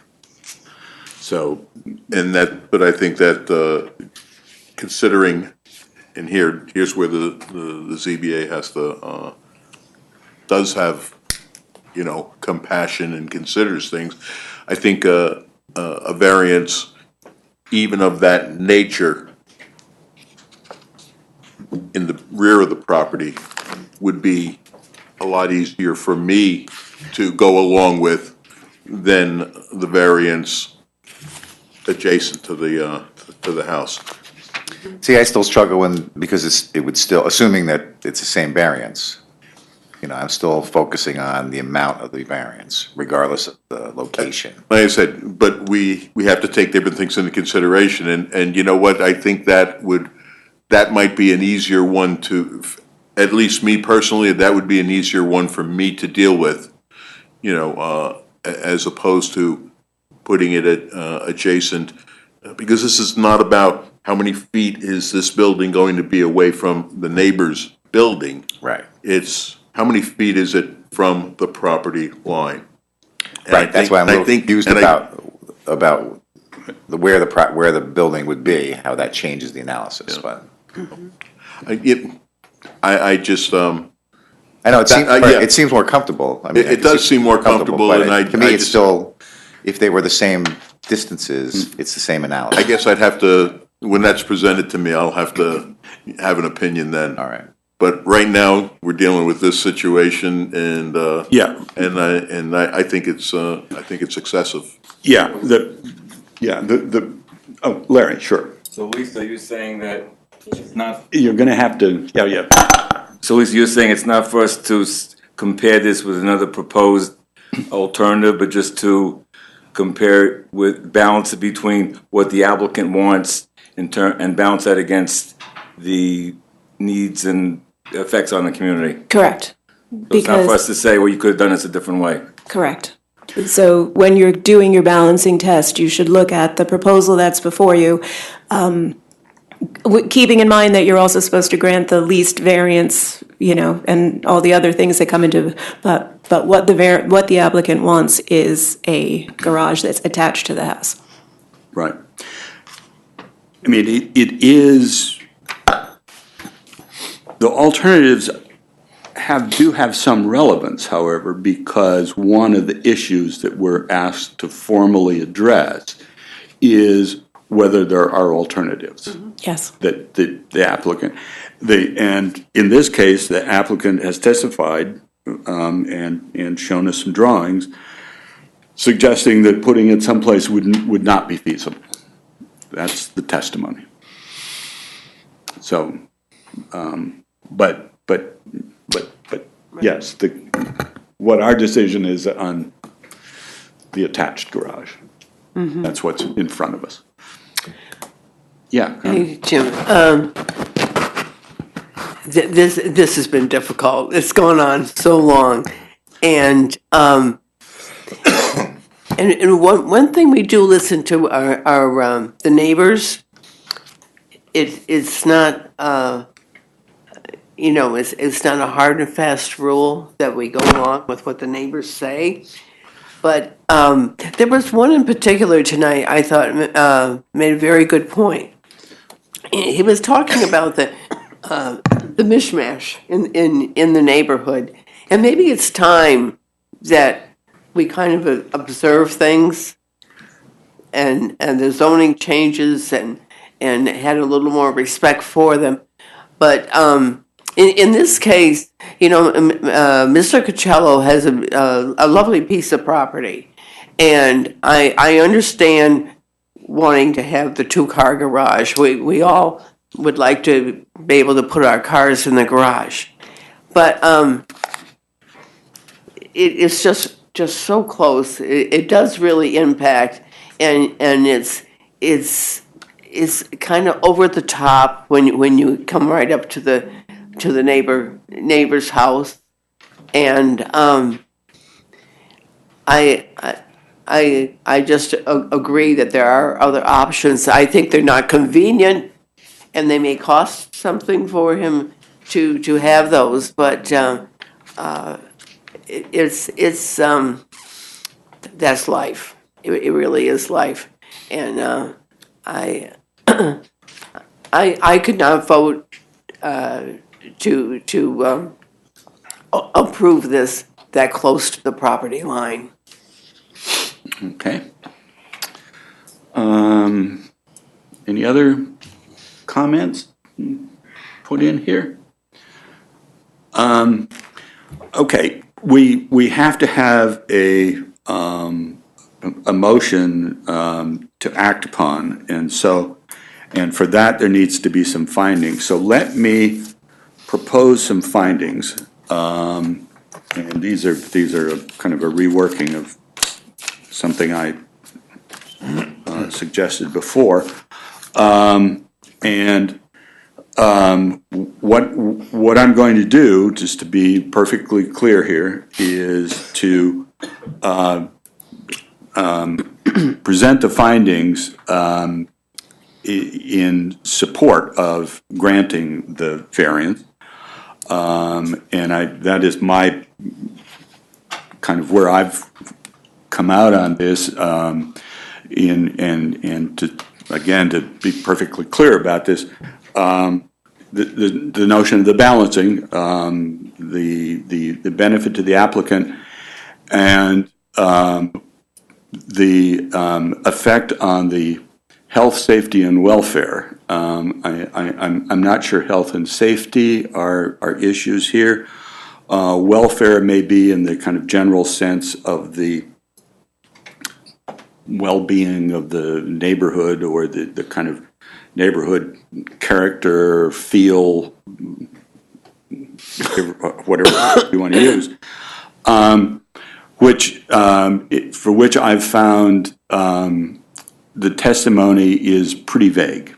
I can kind of under people who kind of want the neighborhood to feel open. They don't want it to change. Want to kind of preserve this, quite frankly, 50s, 60s suburban character.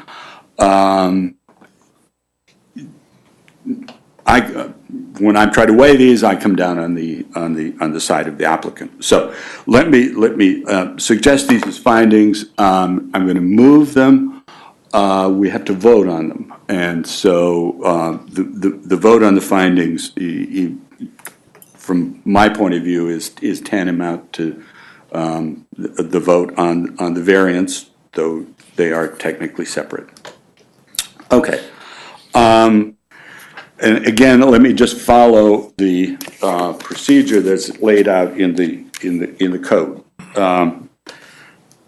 In making such determination, the board shall consider, 1, whether an undesirable change will be produced in the character of the neighborhood or a detriment to nearby properties will be created by the granting of the area variance.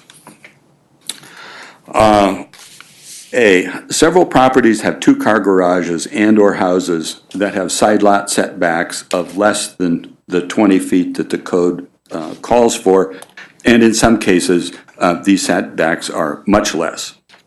B, the neighborhood consists of single-family homes built in the 1950s, most on lots 75 feet in width. Most have single-car attached garages. The houses tend to be small to moderate in size and located fairly close together. The existing house at 36 Carmen has side yard setbacks of 9.6 feet and 9.8 feet. And the board notes that these are less than the current code requirement of 20 feet. From a visual tour of the neighborhood, this appears to be typical.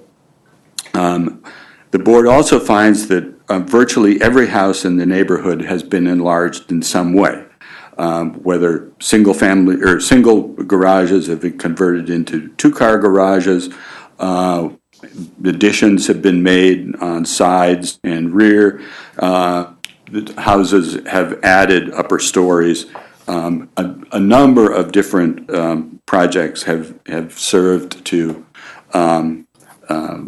renovate and usually enlarge the houses. The proposed garage will be 2 feet 11 inches, 2.9 feet from the side lot line. The lower portion of the garage will be screened by an existing 6-foot fence. The upper part of the garage will be 4 inches higher than the peak of the existing garage. The board finds that the proposed two-car garage will not produce an undesirable change in the character of the neighborhood. 2, whether the benefits sought by the applicant can be achieved by some method feasible for the applicant to pursue other than an area variance. The board finds that the applicant has explored all the reasonable alternatives to achieve their goals. The location of the septic system in the backyard makes an addition to the rear of the house impossible or prohibitively expensive. The board further notes that given the narrowness of the lot and the size and location of the existing house, that any kind of addition to the current structure would require a variance of some kind. Further, building a two-car garage in the backyard would probably require a side yard variance as well. 3, whether the requested area variance is substantial.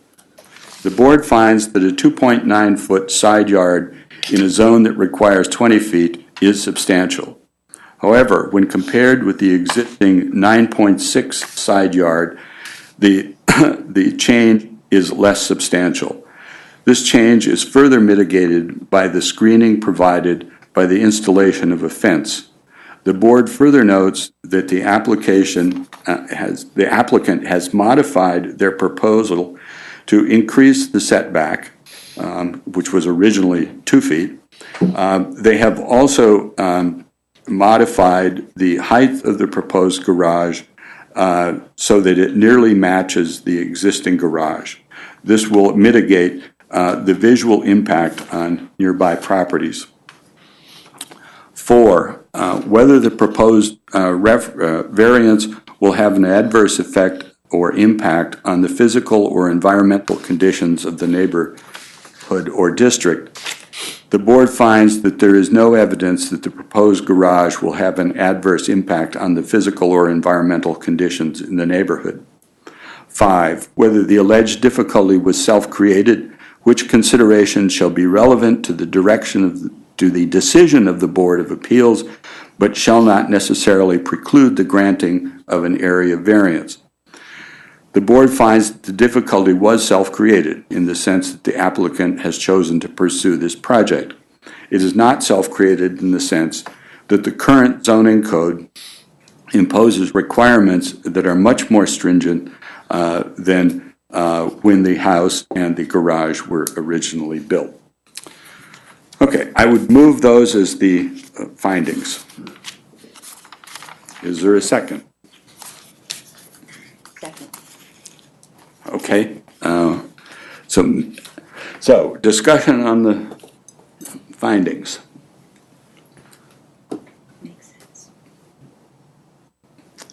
Okay, all right, so I guess we will proceed to vote. So all those in favor? Aye. Aye. Opposed? Nay. Can we do this by roll call, please? Okay. So I can get. Aye. Carmen, Nay. Paul, Nay. Jim, Aye. Anthony, Nay. Larry, Aye. Phyllis. Aye. Three. So it passes 4-3. Okay, it's adopted 4-3. 4-3. Okay. Okay, if there's no further discussion, let's proceed to the variance itself. Christine, do you want to do this one? I move that the board approve the request for an area variance set forth in item number 1. Except that it's now 2.9 feet instead of 2, right? Yes. You can say as modified by the applicant. This decision is based on a review of the application, testimony of the applicant, testimony offered in the public hearing, and results of site visits by board members. In approving this variance, the board adopts the findings as set forth by the chair, as amended. Yes. So move. Okay, motion to approve the variance at item number 1 has been made. Is there a second? Second. Okay, made and seconded. If there's any further discussion, I think probably we should have another roll call vote on Can I this. just ask one question? Did Yeah. you want to condition that on the height that is shown on the plan? Oh, Submitted, yes, so that yes. we don't lose Yeah, track? yeah, let's add as a condition that the addition will be built as shown in proposal C, Bless you. which specifies that the maximum height of the new addition will be 16 feet 4 inches, and that the side yard distance from the garage to the property line will be 2 feet 11 inches. Good point.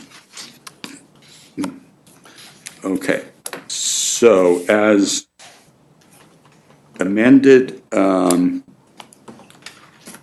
okay, so Sandy, would you do a roll call? Christine, Aye. Carmen, Nay. Paul. Nay. Jim, Aye. Anthony, Nay. Larry, Aye. Phyllis. Aye. Okay. Well, I want to actually thank everyone for their patience on this. This took far longer than our usual cases, and I think in part because it was difficult. Let's face it, some of these come down 51-49. If they didn't, they wouldn't be here. And I also want to make it clear that I think the board has made every effort to listen to everyone and to consider this in enormous detail, and I want to thank my colleagues for that. Okay, item number 2, Empire Hotel Development, 2165 South Road.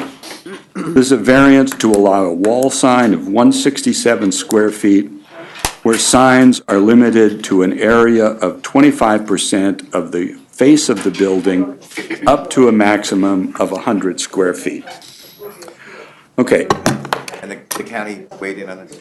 this, yeah, the county has recommended that we deny, so that means we need a supermajority. So we need 5 votes if we're to approve this.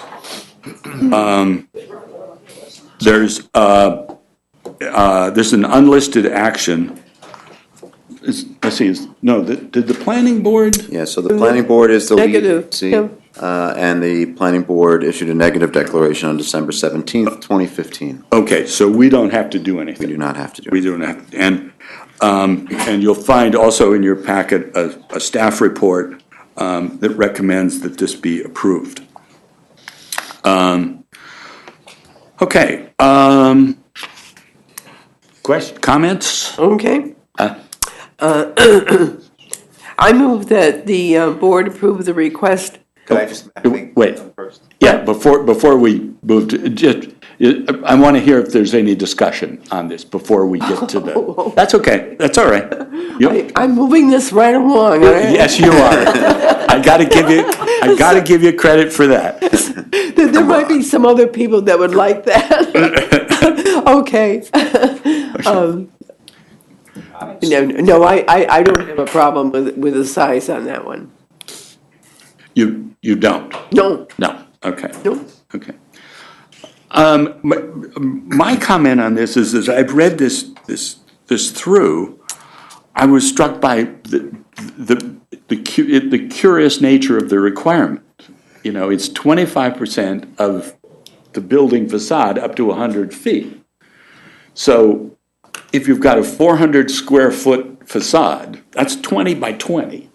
You can have a 100 square foot sign. Yeah. You know, and so clearly the ordinance is designed for the little smaller stores that are in the mall, kind of in that area. The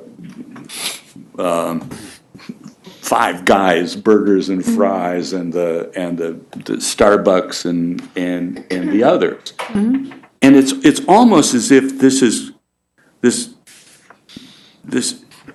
section of the code just doesn't apply to big buildings, or it applies awkwardly. But I don't know what Mike, if you've got any thoughts on that. No, I mean, except for that certainly 25% of a building this size would be massive. I guess my staff report, basically, I think that because of the enormous size of the building, I felt that the side, that they've presented both a sign that is what they've asked for, and then one that would be conforming. And I actually felt like the one that they've asked for, to me, felt more in scale with the building. It's a judgment call, but that was my position. So I have a somewhat different approach. The applicant referenced the U-Haul one, which I thought was also too big, and I think is still too big. And it is self-created.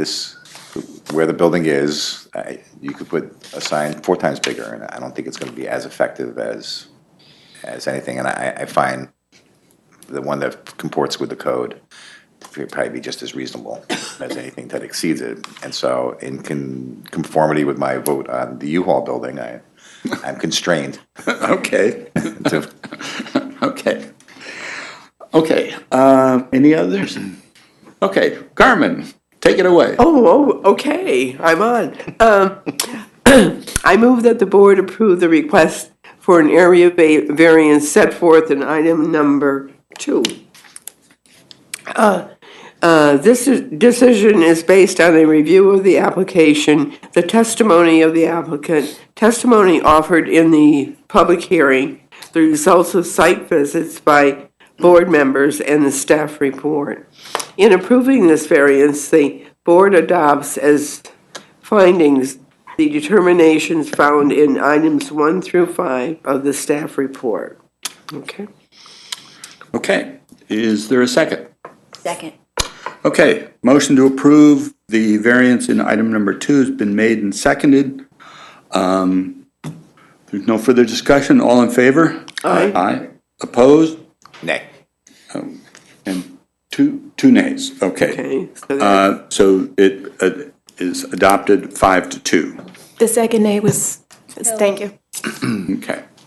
Looking So you have to come up with some findings? oh, it's 5-2? That was in the staff report. No, I mean, the reasons that those are sufficient, the staff report's sufficient to address the county's concerns? I think so. Okay. I think so. The staff report specifically mentions that this is an unusual building, both its location, in its size, and in the very unusual way in which you have to enter and exit. That makes it an unusual case. The county offered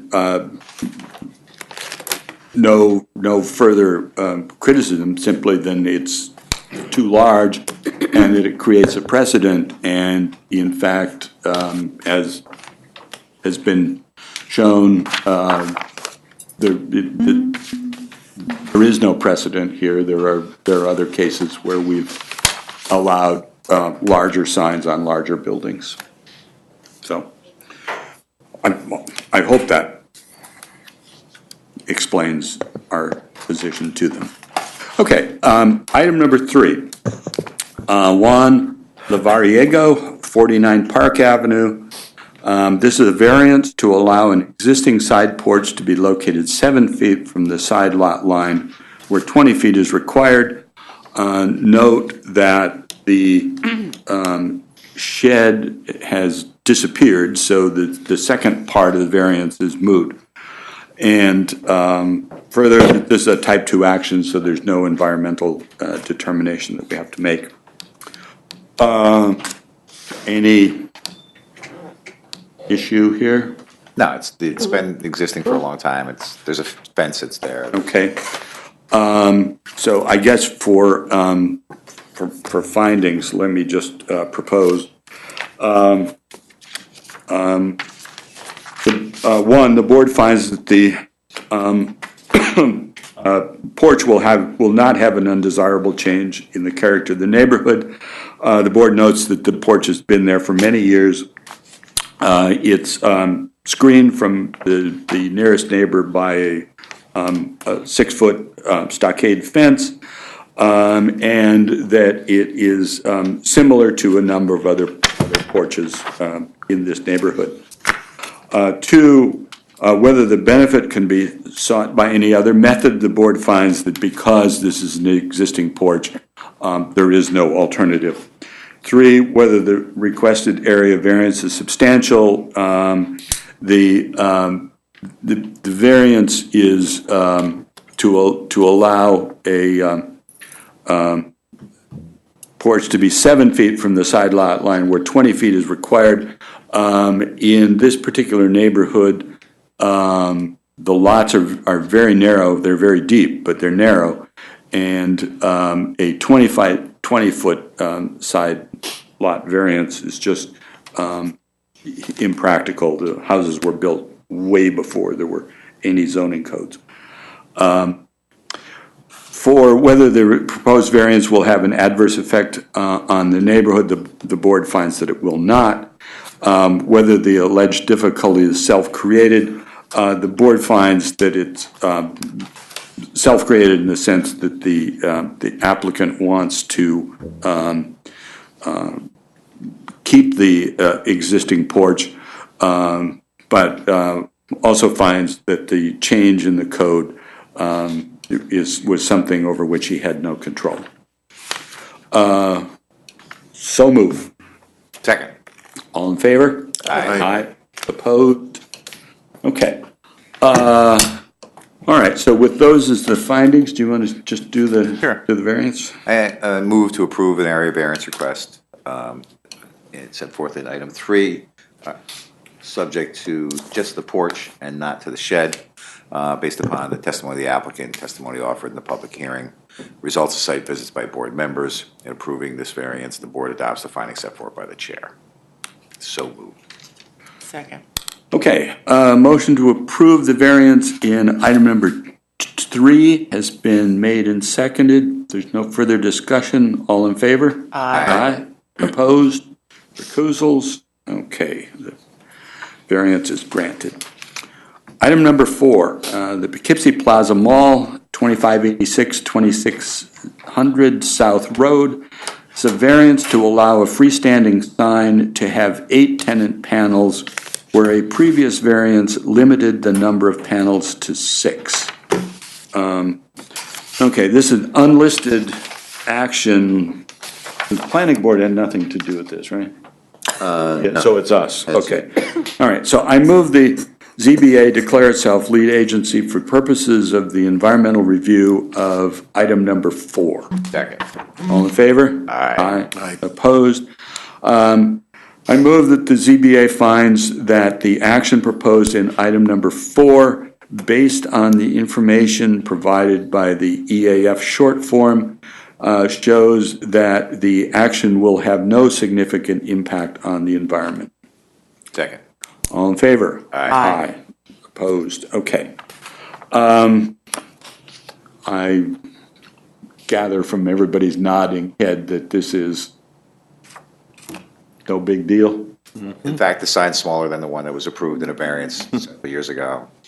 Yeah, I mean, it looks good and, And it sounds like good business, yeah, good okay. advertising. Okay, all right, so I guess it's to me. Okay, I move that the board approve the request for an area variance set forth in item number 4. This decision is based on a review of the application, testimony of the applicant, testimony offered in the public hearing, and result of site visits by board members. In approving this variance, the board adopts the findings set forth in the staff report, which is attached to your packet, items number 1 through 5. So move. Second. Okay, if there's no further discussion on item number 4, all in favor? Aye. Opposed? Recusals? Okay. Item number 4, the variance is granted. Item number 5, okay, Frankie and Emily Matrano, 115 Ray Boulevard. This is a special use permit to allow the establishment of an accessory apartment within an existing single-family dwelling. Again, this is an unlisted action, so I move that the ZBA declare itself lead agency for purposes of the environmental review of item number 5. Second. All in favor? Aye. Opposed? Okay. I move that based on the information provided in the EAF short form, that the ZBA finds that the action proposed in item number 5 will have no significant impact on the environment. All in favor? Aye. Aye. Opposed? Okay, on the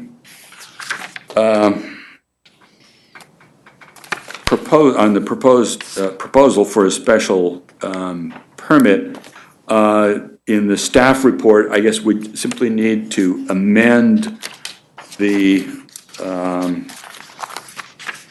numbers for the size of the apartment. So instead of, what was it, 3? Instead of 369 square feet, it is now 403. 403. And I wrote the report, the findings basically to say that if they came back with something that showed it was 400 or more, that it would then be conforming to all the criteria for an accessory apartment.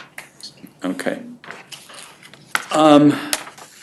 Any discussion? Okay. I mean, there were a couple of questions raised about the history of this, that, presumably this went to the building department, which should have caught that if there's a problem.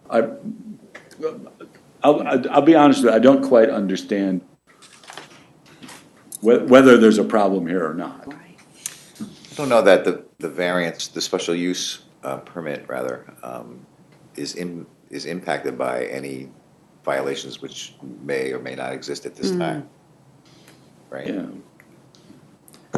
If there were outstanding notices of violation, I would say it would have an impact, but since we don't have any evidence, I know it's I believe it's been through the building department, and I think if there were anything current, they would have flagged it. Since this board doesn't have flags in front of it, I don't think we should speculate on whether they exist or not in terms of this special use permit. Okay. Okay.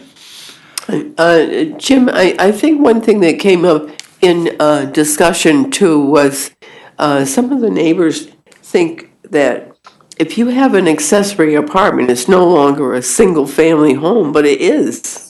Okay, good point, good point. I checked with our attorney on that to make sure. Yeah, no, it's, yes, that. And maybe the public doesn't understand that. Well, and I think the other important aspect of these accessory apartments is that the structure has to be owner occupied. Right, exactly. And so it's still a single family residence. It's just that the owner has chosen to allow part of it to be rented to someone of their choice. So, yeah, but I think that's a good point. I think the other thing too that was mentioned in the public comment was that, you know, that we're varying the rules in granting this, and that's not the case. I think that's important to make clear that this is a special use permit. That means it is a use that is assumed to be okay in the zoning district as long as certain conditions are met. And this is an application that, you know, does meet all of the general criteria and I believe all of the detailed criteria now for an accessory apartment. So it's, you know, it's important that there's a distinction there. Okay, good, thank you. Okay, so I guess we're ready to vote on the request. Tony, do you have the? I do. There's something for a special permit. I don't know if you have that. I do. Okay, I move to approve the request for a special use permit set forth in item number 5. This decision is based on a review of the application, a testimony of the applicant, testimony gathered during the public hearing, results of site visits by the board members, and that it meets the criteria set forth in the town code. And the approval of the special use permit is subject, well, no conditions. They did meet the condition by coming back with the new square footage. So I move to approve this based on the site visits and also by the staff report submitted.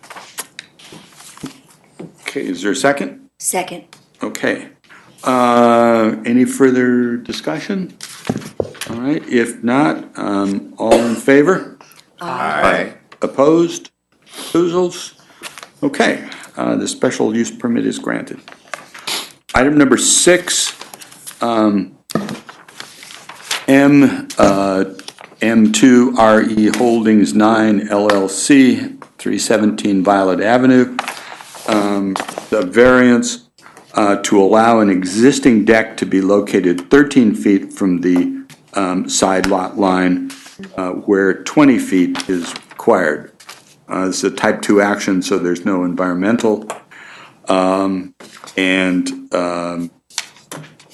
there is no staff report. I'm guessing this is pretty straightforward. Okay, anybody have any objections here? Okay. Okay. I just accept the applicants? Yeah, I was gonna say, I move that we accept as findings the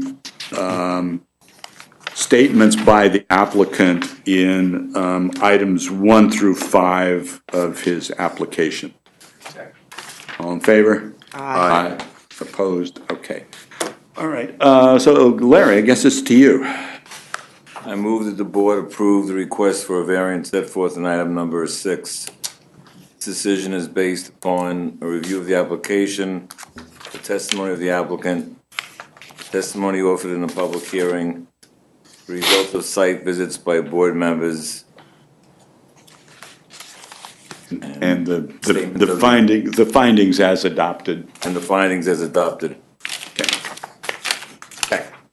Okay, motion to approve the variance in item number 6 made and seconded. All in favor? Aye. Opposed? Recusals? Okay, the variance is approved. Okay, that brings us to the end of the agenda. If there's, is there any further business before us? I don't believe. So is there a motion to adjourn? So moved. Second. All in favor? Aye. Aye. We are adjourned.